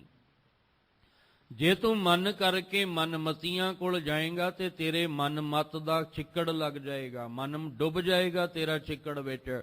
ਤੇ ਜੇ ਤੂੰ ਗੁਰੂ ਦੇ ਸਾਗਰ ਸਮੁੰਦਰ ਵਿੱਚ ਆਏਗਾ ਤਾਂ ਤੇਰਾ ਮਨ ਚਿੱਕੜ ਵਿੱਚ ਨਹੀਂ ਲਿਬੜੇਗਾ, ਉਹ ਗੁਰਮੁਖ ਦਾ ਧਾਰਨੀ ਬਣ ਜਾਏਗਾ। ਤੇਰੇ ਅੰਦਰ ਗੁਰਮਤ ਆ ਜਾਏਗੀ। ਇਸ ਲਈ ਬਾਬਾ ਫਰੀਦ ਸਾਹਿਬ ਸਮਝਾਉਣ ਦਾ ਯਤਨ ਕਰ ਰਹੇ ਨੇ ਕਿ ਤੂੰ ਢੂੰਡ ਕਿ ਸੱਚ ਕਿੱਥੇ ਹੈ। ਢੂੰਡ ਉਹ ਸਰੋਵਰ ਕਿੱਥੇ ਹੈ ਜਿੱਥੇ ਮੈਂ ਆਪਣੀ ਜ਼ਿੰਦਗੀ ਦਾ ਲਾਹਾ ਪ੍ਰਾਪਤ ਕਰ ਸਕਦਾ, ਕੁਝ ਖੱਟ ਸਕਦਾ, ਜਿੱਥੇ ਮੈਂ ਅਸਲ ਨਾਮ ਦਾ ਸੌਦਾ ਲੈ ਕੇ ਆਪਣੇ ਵਿਕਾਰਾਂ ਦੀ ਮੈਲ ਨੂੰ ਧੋ ਸਕਦਾ ਹਾਂ। ਫਰੀਦਾ ਨੱਡੀ ਕੰਤ ਨਾ ਰਾਵਿਓ, ਵੱਡੀ ਥੀ ਮੁਯਾਸ। ਪਰ ਹੋਇਆ ਕਿ ਇਸ ਵਿਕਾਰਾਂ ਭਰੇ ਸਮੇਂ ਦੇ ਵਿੱਚ ਬਚਪਨ ਤੋਂ ਲੈ ਕੇ ਬੁਢੇਪੇ ਤੱਕ ਦਾ ਸਮਾਂ ਜਿਹੜਾ ਸੀ ਐਵੇਂ ਹੀ ਲੰਘ ਗਿਆ। ਕੰਤ ਦੀ ਸੋਝੀ ਨਾ ਆਈ। ਕੰਤ ਪਤੀ ਪਰਮੇਸ਼ਵਰ ਪਰਮਾਤਮਾ ਕਹਿੰਦੇ ਉਸ ਪਰਮਾਤਮਾ ਦੀ, ਰੱਬ ਦੀ, ਕਰਤੇ ਦੀ, ਅਕਾਲ ਪੁਰਖ ਦੀ, ਪਰਮੇਸ਼ਵਰ ਦੀ ਸਮਝ ਆਈ ਨਹੀਂ। ਬਚਪਨ, ਜੋਬਨ ਤੇ ਬੁਢੇਪਾ, ਇਹ ਸਮਾਂ ਜਿਹੜਾ ਸੀ ਬਸ ਸੰਸਾਰ ਦੇ ਵਿੱਚ ਗਲਤਾਨ ਹੋ ਕੇ ਗੁਜ਼ਰ ਗਿਆ। ਜਾਂ ਇਦਾਂ ਕਹਿ ਲਈਏ ਕਿ ਚਿੱਕੜ ਦੇ ਵਿੱਚ ਹੀ ਪਿਆ ਹੋਇਆ ਸਮਾਂ ਜਿਹੜਾ ਸੀ ਉਹ ਲੰਘ ਗਿਆ। ਕੰਤ ਦੀ ਪਛਾਣ ਹੀ ਨਾ ਹੋਈ। ਕਿਉਂ ਨਹੀਂ ਹੋਈ? ਕਿਉਂਕਿ ਜਿਹੜੇ ਇਹ ਚਿੱਕੜ ਨੂੰ ਫੈਲਾਉਣ ਵਾਲੇ ਸਨ ਵਿਕਾਰੀ ਲੋਕ, ਇਹਨਾਂ ਨੇ ਇੱਕ ਬਨਾਵਟੀ ਕੰਤ ਬਣਾ ਕੇ ਸਾਡੇ ਸਾਹਮਣੇ ਪੇਸ਼ ਕਰ ਦਿੱਤਾ। ਇੱਕ ਸਰੀਰ ਰੂਪ ਵਿੱਚ ਦੇਹਧਾਰੀ ਕੰਤ ਬਣਾ ਕੇ ਸਾਡੇ ਸਾਹਮਣੇ ਰੱਖ ਦਿੱਤਾ ਵੀ ਆਹ ਹੈ ਤੁਹਾਡਾ ਕੰਤ। ਅਸੀਂ ਉਹਨੂੰ ਕੰਤ ਬਣਾ ਕੇ ਸਮਝ ਕੇ ਉਹਦੇ ਨਾਲ ਹੀ ਸਾਰੀ ਉਮਰ ਜੁੜੇ ਰਹੇ। ਉਹ ਤਾਂ ਬਾਅਦ ਵਿੱਚ ਪਤਾ ਲੱਗਾ ਵੀ ਇਹ ਤੇ ਕੰਮ ਹੀ ਨਿਕਲਿਆ, ਬਾਅਦ ਵਿੱਚ ਪਤਾ ਲੱਗਾ ਇਹ ਤੇ ਕਰੋਧੀ ਔਰ ਐਸਾ ਦਿਮਾਗ ਤੇ ਅਸਰ ਕਰ ਦਿੱਤਾ ਜਿਹਨੂੰ ਲੋਕ ਕੰਤ ਆਪਣਾ ਮੰਨਦੇ ਸੀ। ਅੱਜ ਜਦੋਂ ਉਹਦੇ ਵਿਕਾਰਾਂ ਦਾ ਚਿੱਠਾ ਖੁੱਲਿਆ ਤੇ ਅੱਜ ਉਹ ਕਿੱਥੇ ਬੈਠਾ ਹੈ? ਅੱਜ ਜੇਲ੍ਹਾਂ ਵਿੱਚ ਬੈਠਾ ਹੈ। ਕਿ ਐਸਾ ਦਿਮਾਗ ਤੇ ਪ੍ਰਭਾਵ ਪੈ ਗਿਆ, ਅਸਰ ਪੈ ਗਿਆ। ਖਾਸ ਕਰਕੇ ਸਾਡੀਆਂ ਭੈਣਾਂ ਮਾਤਾਵਾਂ ਦੇ ਦਿਮਾਗ ਤੇ ਬੜਾ ਅਸਰ ਪੈਂਦਾ ਹੈ। ਕਹਿੰਦੇ ਐਸਾ ਅਸਰ ਪੈ ਗਿਆ ਵੀ ਜੇ ਉਹ ਤਵੇ ਤੇ ਰੋਟੀ ਵੀ ਬਣਾਉਂਦੀਆਂ ਨਾ, ਉਹਦੇ ਵਿੱਚੋਂ ਵੀ ਉਹਨੂੰ ਕੰਤ ਹੀ ਦਿਸਦਾ ਪਿਆ। ਉਹ ਕੰਤ ਦਿਸਦਾ ਜਿਹਦੇ ਕਾਮ ਦਾ ਚਿੱਠਾ ਸਮਾਜ ਦੇ ਸਾਹਮਣੇ ਖੁੱਲਿਆ। ਉਹ ਕੰਤ ਦਿਸਦਾ ਜਿਹਦੇ ਕ੍ਰੋਧ ਦਾ, ਵਿਕਾਰ ਦਾ, ਹੰਕਾਰ ਦਾ ਚਿੱਠਾ ਸਮਾਜ ਦੇ ਸਾਹਮਣੇ ਖੁੱਲਿਆ। ਪਰ ਜਿਨ੍ਹਾਂ ਦੇ ਦਿਮਾਗ ਤੇ ਪ੍ਰਭਾਵ ਪੈ ਗਿਆ, ਮਨ ਤੇ, ਉਹ ਫਿਰ ਵੀ ਸਮਝਣ ਨੂੰ ਤਿਆਰ ਨਹੀਂ। ਬਾਬਾ ਫਰੀਦ ਸਾਹਿਬ ਜੀ ਕਹਿੰਦੇ ਆ, ਤੂੰ ਉਸ ਕੰਤ ਦੇ ਕੋਲ ਆ, ਉਸ ਕੰਤ ਨਾਲ ਜੁੜ ਜਿਹੜਾ ਤੇਰਾ ਅਸਲ, ਤੇਰੀ ਜ਼ਿੰਦਗੀ ਦਾ ਮਾਲਕ ਹੈ। ਜਿਹੜਾ ਅਸਲ ਤੇਰਾ ਕੰਤ ਹੁਣ ਸਰੀਰ ਦਾ ਨਹੀਂ, ਇਹ ਕੰਤ ਸਾਡੀ ਜਿੰਦ ਆਤਮਾ ਦਾ। ਇਹ ਸਾਡੀ ਜਿੰਦ ਕੀ ਹੈ? ਇਸਤਰੀ ਹੈ। ਤੇ ਇਸ ਇਸਤਰੀ ਦਾ ਕੰਤ ਪਤੀ ਕੌਣ ਹੈ? ਪਰਮਾਤਮਾ। ਪਰ ਸਾਨੂੰ ਕੰਤ ਜਿਹੜਾ ਸੀ ਉਹ ਦੁਨੀਆ ਵਿੱਚ ਬਹੁਤ ਨੇ ਜਿਹੜੇ ਕਹਿੰਦੇ ਮੈਂ ਰੱਬ ਹਾਂ, ਮੈਂ ਰੱਬ ਹਾਂ, ਤੇ ਲੋਕ ਵੀ ਰੱਬ ਮੰਨ ਕੇ ਉਹਨੂੰ ਪੂਜੀ ਜਾਂਦੇ ਆ। ਹੁਣ ਬਾਬਾ ਫਰੀਦ ਸਾਹਿਬ ਜੀ ਸਮਝਾਉਣ ਦਾ ਯਤਨ ਕਰ ਰਹੇ ਨੇ। ਕਹਿਣ ਲੱਗੇ, ਫਰੀਦਾ ਨੱਢੀ ਕੰਤ ਨ ਰਾਵਿਓ। ਬਚਪਨ ਲੰਘ ਗਿਆ, ਜੋਬਨ ਆ ਗਿਆ, ਪਰ ਹਜੇ ਤੱਕ ਉਸ ਕੰਤ ਦੇ ਨਾਮ ਨਾਲ ਜੁੜਨਾ ਨਹੀਂ ਆਇਆ। ਉਸ ਕੰਤ ਦੇ ਚਰਨਾਂ ਦੇ ਵਿੱਚ ਜੁੜਨ ਦੀ ਜਾਚ ਨਹੀਂ ਆਈ। ਵੱਡੀ ਥੀ ਮੁਈ ਆਸ। ਹੁਣ ਜਿਹੜੀਆਂ ਸਰੀਰ ਵਿੱਚ ਜਿੰਦ ਹੈ ਨਾ, ਇੱਕ ਆਸ ਲੈ ਕੇ ਆਈ ਹੈ। ਜਿੰਦ ਕਿਹੜੀ ਆਸ ਲੈ ਕੇ ਆਈ ਹੈ? ਕਿ ਮੇਰੇ ਮਾਲਕਾ ਬਹੁਤੇ ਫੇਰ ਪਏ ਕਿਰਪਨ ਕੋ ਅਬ ਕਿਛ ਕਿਰਪਾ ਕੀਜੈ। ਇਸ ਜਨਮ ਵਿੱਚ ਕਿਰਪਾ ਕਰ। ਇਹ ਸਾਡੇ ਅੰਦਰ ਦੀ ਨਿਮਾਣੀ ਜਿੰਦ ਇਸਤਰੀ ਦੀ ਆਵਾਜ਼ ਹੈ ਕਿ ਮੇਰੇ ਕੰਤ, ਮੇਰੇ ਮਾਲਕਾ, ਮੈਂ ਸੰਸਾਰ ਵਿੱਚ ਬੜੇ ਇਹ ਸਰੀਰ ਬਦਲ ਬਦਲ ਕੇ ਆਈ ਹਾਂ, ਪਰ ਤੇਰੇ ਨਾਲ ਮੇਰਾ ਮੇਲ ਨਹੀਂ ਹੋ ਸਕਿਆ। ਹਰ ਵਾਰੀ ਮੇਰੀ ਆਸ ਅਧੂਰੀ ਰਹਿ ਗਈ, ਹਰ ਵਾਰੀ ਆਸ ਅਧੂਰੀ ਰਹਿ ਗਈ। ਇੱਥੋਂ ਤੱਕ ਵੀ ਮੈਂ ਤਰਲੇ ਲੈ ਲਏ ਕਿ ਕਰਮਹੀਣ ਧਨ ਕਰੈ ਬੇਨੰਤੀ, ਕਦ ਨਾਨਕ ਆਵੇ। ਮੇਰੀ ਵਾਰੀ ਕਦੋਂ ਆਏਗੀ ਕੰਤ? ਮੈਂ ਸਾਰੀ ਉਮਰ ਦੁਹਾਗਣ ਬਣ ਕੇ ਹੀ ਜੀਵਨ ਬਿਤਾ ਦਿੱਤਾ, ਔਰ ਕਈ ਜਨਮ ਦੁਹਾਗਣ ਬਣ ਕੇ ਜੀਵਨ ਬਿਤਾਇਆ। ਪਤਾ ਨਹੀਂ ਮੈਂ ਸੁਹਾਗਣ ਕਦੋਂ ਬਣਨਾ। ਕਰਮਹੀਨ ਧਨ ਕਰੈ ਬੇਨੰਤੀ, ਕਦ ਨਾਨਕ ਆਵੇ ਵਾਰੀ। ਸਭ ਸੁਹਾਗਣ ਮਾਣੈ ਰਲੀਆਂ, ਇੱਕ ਦੇਵ ਰਾਤ ਮੁਰਾਰੀ। ਇਹ ਕਿਹਦੀ ਅਰਦਾਸ ਹੈ? ਇਹ ਸਰੀਰ ਦੀ ਅਰਦਾਸ ਥੋੜੀ ਹੈ। ਇਹ ਤਾਂ ਸਾਡੇ ਅੰਦਰ ਦੀ ਨਿਮਾਣੀ ਜਿੰਦ ਦੀ ਅਰਦਾਸ ਹੈ, ਜਿਹਨੂੰ ਹਜੇ ਤੱਕ ਕੰਤ ਨਹੀਂ ਮਿਲ ਰਿਹਾ। ਕੰਤ ਪਰਮੇਸ਼ਵਰ ਦੀ ਪ੍ਰਾਪਤੀ ਜਿਹੜੀ ਹੈ ਉਹ ਨਹੀਂ ਹੋ ਰਹੀ। ਹੁਣ ਬਚਪਨ ਲੰਘ ਗਿਆ, ਜੋਬਨ ਲੰਘ ਗਿਆ, ਬੁਢੇਪਾ ਜਿਹੜਾ ਸੀ ਲੰਘ ਗਿਆ, ਪਰ ਆਸ ਪੂਰੀ ਨਹੀਂ ਹੋ ਸਕੀ। ਆਸ ਫਿਰ ਉਸੇ ਤਰ੍ਹਾਂ ਅਧੂਰੀ ਰਹਿ ਗਈ, ਕਿਉਂਕਿ ਸਰੀਰ ਦਾ ਸਮਾਂ ਜਿਹੜਾ ਸੀ ਉਹ ਸਮਾਪਤ ਹੋ ਗਿਆ ਤੇ ਜਿੰਦ ਅੰਦਰ ਉਸੇ ਤਰ੍ਹਾਂ ਕੁਮਲਾਉਂਦੀ ਰਹਿ ਗਈ। ਉਹ ਕੁਰਲਾਉਂਦੀ ਰਹਿ ਗਈ ਵੀ ਕੰਤ ਦੀ ਪ੍ਰਾਪਤੀ। ਦੇਖੋ, ਕੰਤ ਮਿਲਣਾ ਤੇ ਉਹ 5 ਸਾਲ ਦੀ ਉਮਰ ਵਿੱਚ ਵੀ ਮਿਲ ਜਾਣਾ, ਕਿਉਂਕਿ ਉੱਥੇ ਸਰੀਰ ਨਾਲ ਕੋਈ ਸੰਬੰਧ ਨਹੀਂ। ਜਿਨ੍ਹਾਂ ਦੀ ਉਦਾਹਰਣ ਦਿੱਤੀ ਹੈ ਉਹ 5-7 ਸਾਲ ਦੇ ਹੀ ਨੇ। ਰਾਮ ਜਪੋ ਜੀ ਐਸੇ ਐਸੇ ਧਰੂ ਪ੍ਰਹਿਲਾਦ ਜਪਿਓ। ਇਹਦਾ ਮਤਲਬ ਉਹਨਾਂ ਨੇ 5-7 ਸਾਲ ਵਿੱਚ ਕੰਤ ਨੂੰ ਪਾ ਲਿਆ। ਜੇ ਕੰਤ ਨੂੰ ਪਾਇਆ ਜਾਣਾ ਹੈ ਤੇ ਸਰੀਰ ਦਾ ਜੋਬਨ ਨਹੀਂ, ਸਰੀਰ ਦਾ ਬੁਢੇਪਾ ਵੀ ਨਹੀਂ। ਜੇ ਕੰਤ ਨੂੰ ਪਾਉਣਾ ਹੈ ਤੇ 60 ਸਾਲ ਦੀ ਉਮਰ ਵਿੱਚ ਵੀ ਪਾਇਆ ਜਾ ਸਕਦਾ ਹੈ। ਗੁਰੂ ਅਮਰਦਾਸ ਮਹਾਰਾਜ ਜੀ ਦਾ ਜੀਵਨ ਜਿਹੜਾ ਹੈ ਉਹ ਬੁਢੇਪਾ ਆ ਗਿਆ, ਪਰ ਹਜੇ ਕੰਤ ਦੀ ਸੋਝੀ ਨਹੀਂ ਸੀ। ਪਰ ਜਿੱਦਣ ਆਈ ਉਦਣ 72 ਸਾਲ ਦੇ ਹੋ ਗਏ। 72 ਸਾਲ ਦੀ ਉਮਰ ਹੋ ਗਈ ਹੈ ਜਿੱਦਣ ਕੰਤ ਨਾਲ ਮਿਲਾਪ ਹੁੰਦਾ ਹੈ। ਜਦੋਂ ਅਮਰਦਾਸ ਜੀ, ਗੁਰੂ ਅਮਰਦਾਸ ਜੀ ਦਾ ਰੂਹ, ਇਹਦਾ ਮਤਲਬ ਤਨ ਦੀ ਖੇਡ ਨਹੀਂ, ਉੱਥੇ ਜਿੰਦ ਦੀ ਖੇਡ ਹੈ ਔਰ ਮਨ ਦੇ ਤਲ ਤੇ ਹੈ। ਪਰ ਦੇਖਿਆ ਸਰੀਰ ਸਾਰਾ ਹੀ, ਸਰੀਰ ਦੀ ਅਵਸਥਾ ਬਚਪਨ ਜੋਬਨ ਬੁਢੇਪਾ ਲੰਘ ਗਿਆ, ਪਰ ਅੰਦਰ ਦੀ ਆਸ ਤਾਂ ਪੂਰੀ ਨਹੀਂ ਹੋਈ। ਕਿਉਂ? ਕਿਉਂਕਿ ਮਨ ਸਰੀਰ ਦੀ ਆਸ ਪੂਰੀ ਕਰਦਾ ਰਿਹਾ। ਮਨ ਜਿਹੜਾ ਸੀ ਇਹ ਸਰੀਰ ਦੀ ਇੱਛਾ ਪੂਰੀ ਕਰਦਾ ਰਿਹਾ ਵੀ ਸਰੀਰ ਨੂੰ ਆਹ ਚਾਹੀਦਾ ਹੈ, ਸਰੀਰ ਨੂੰ ਆਹ ਚਾਹੀਦਾ ਹੈ। ਇਹਦੀਆਂ ਇੱਛਾਵਾਂ ਦੀ ਪੂਰਤੀ ਵਿੱਚ ਅਸੀਂ ਕਦੇ ਗੁਰੂ ਸਾਹਿਬ ਕੋਲ ਆ ਕੇ ਆਤਮਿਕ ਤਲ ਤੇ ਇੱਛਾ ਅੱਗੇ ਰੱਖੀ ਨਹੀਂ ਕਿ ਮੇਰੇ ਮਾਲਕਾ, ਮੇਰੀ ਇਹ ਅੰਦਰ ਦੀ ਜਿੰਦ ਕੁਮਲਾਈ ਪਈ ਹੈ, ਇਹਨੂੰ ਕਿਤੇ ਸੁਹਾਗਣ ਬਣਾ ਕੇ ਆਪਣੇ ਚਰਨਾਂ ਨਾਲ ਮਿਲਾ ਲੈ। ਪਰ ਅਸੀਂ ਤੇ ਅਰਦਾਸ ਹੀ ਸਰੀਰ ਦੀ ਕਰਦੇ ਰਹੇ। ਅਸੀਂ ਸਰੀਰ ਦੀਆਂ ਲੋੜਾਂ ਦੀ ਪੂਰਤੀ ਲਈ ਕਰਦੇ ਰਹੇ। ਉਹ ਜਿਹੜੀ ਅੰਦਰ ਦੀ ਆਸ ਸੀ ਉਹ ਆਸ ਹੀ ਰਹਿ ਗਈ, ਵਿੱਚ ਅਧੂਰੀ ਰਹਿ ਗਈ। ਇਸ ਲਈ ਕਹਿ ਰਹੇ ਨੇ, ਜਿਵੇਂ ਬਾਣੀ ਵਿੱਚ ਕਬੀਰ ਸਾਹਿਬ ਜੀ ਨੇ ਵੀ ਜ਼ਿਕਰ ਕੀਤਾ, ਕਹਿਣ ਲੱਗੇ 12 ਬਰਸ ਬਾਲਪਨ ਬੀਤਾ। 12 ਸਾਲ ਤੱਕ ਬਾਲਪਨ ਜਿਹੜਾ ਸੀ ਉਹ ਬੀਤ ਗਿਆ। 20 ਬਰਸ ਕਛ ਤਪ ਨਾ ਕੀਓ। 20 ਸਾਲ ਜਿਹੜਾ 20 ਸਾਲ ਦੀ ਆਰਜੂ ਤੱਕ ਤਪ ਕੀਤਾ ਹੀ ਕੋਈ ਨਹੀਂ। ਤੇ ਜਿਹਨੇ 20 ਸਾਲ ਤੱਕ ਤਪ ਨਹੀਂ ਕੀਤਾ, ਅੱਗੋਂ ਬੁਢੇਪਾ ਵੀ ਜਿਹੜਾ ਸੀ ਉਹ ਬਿਰਧ ਅਵਸਥਾ ਜਿਹੜੀ ਸੀ ਐਵੇਂ ਹੀ ਗੁਜ਼ਰ ਗਈ। ਫਿਰ ਆਸ ਅੰਦਰ ਦੀ ਅਧੂਰੀ ਰਹਿ ਗਈ। ਗੁਰੂ ਤੇਗ ਬਹਾਦਰ ਸਾਹਿਬ ਜੀ ਨੇ ਵੀ ਬੜਾ ਇਸ ਪ੍ਰਥਾਈ ਸਮਝਾਇਆ।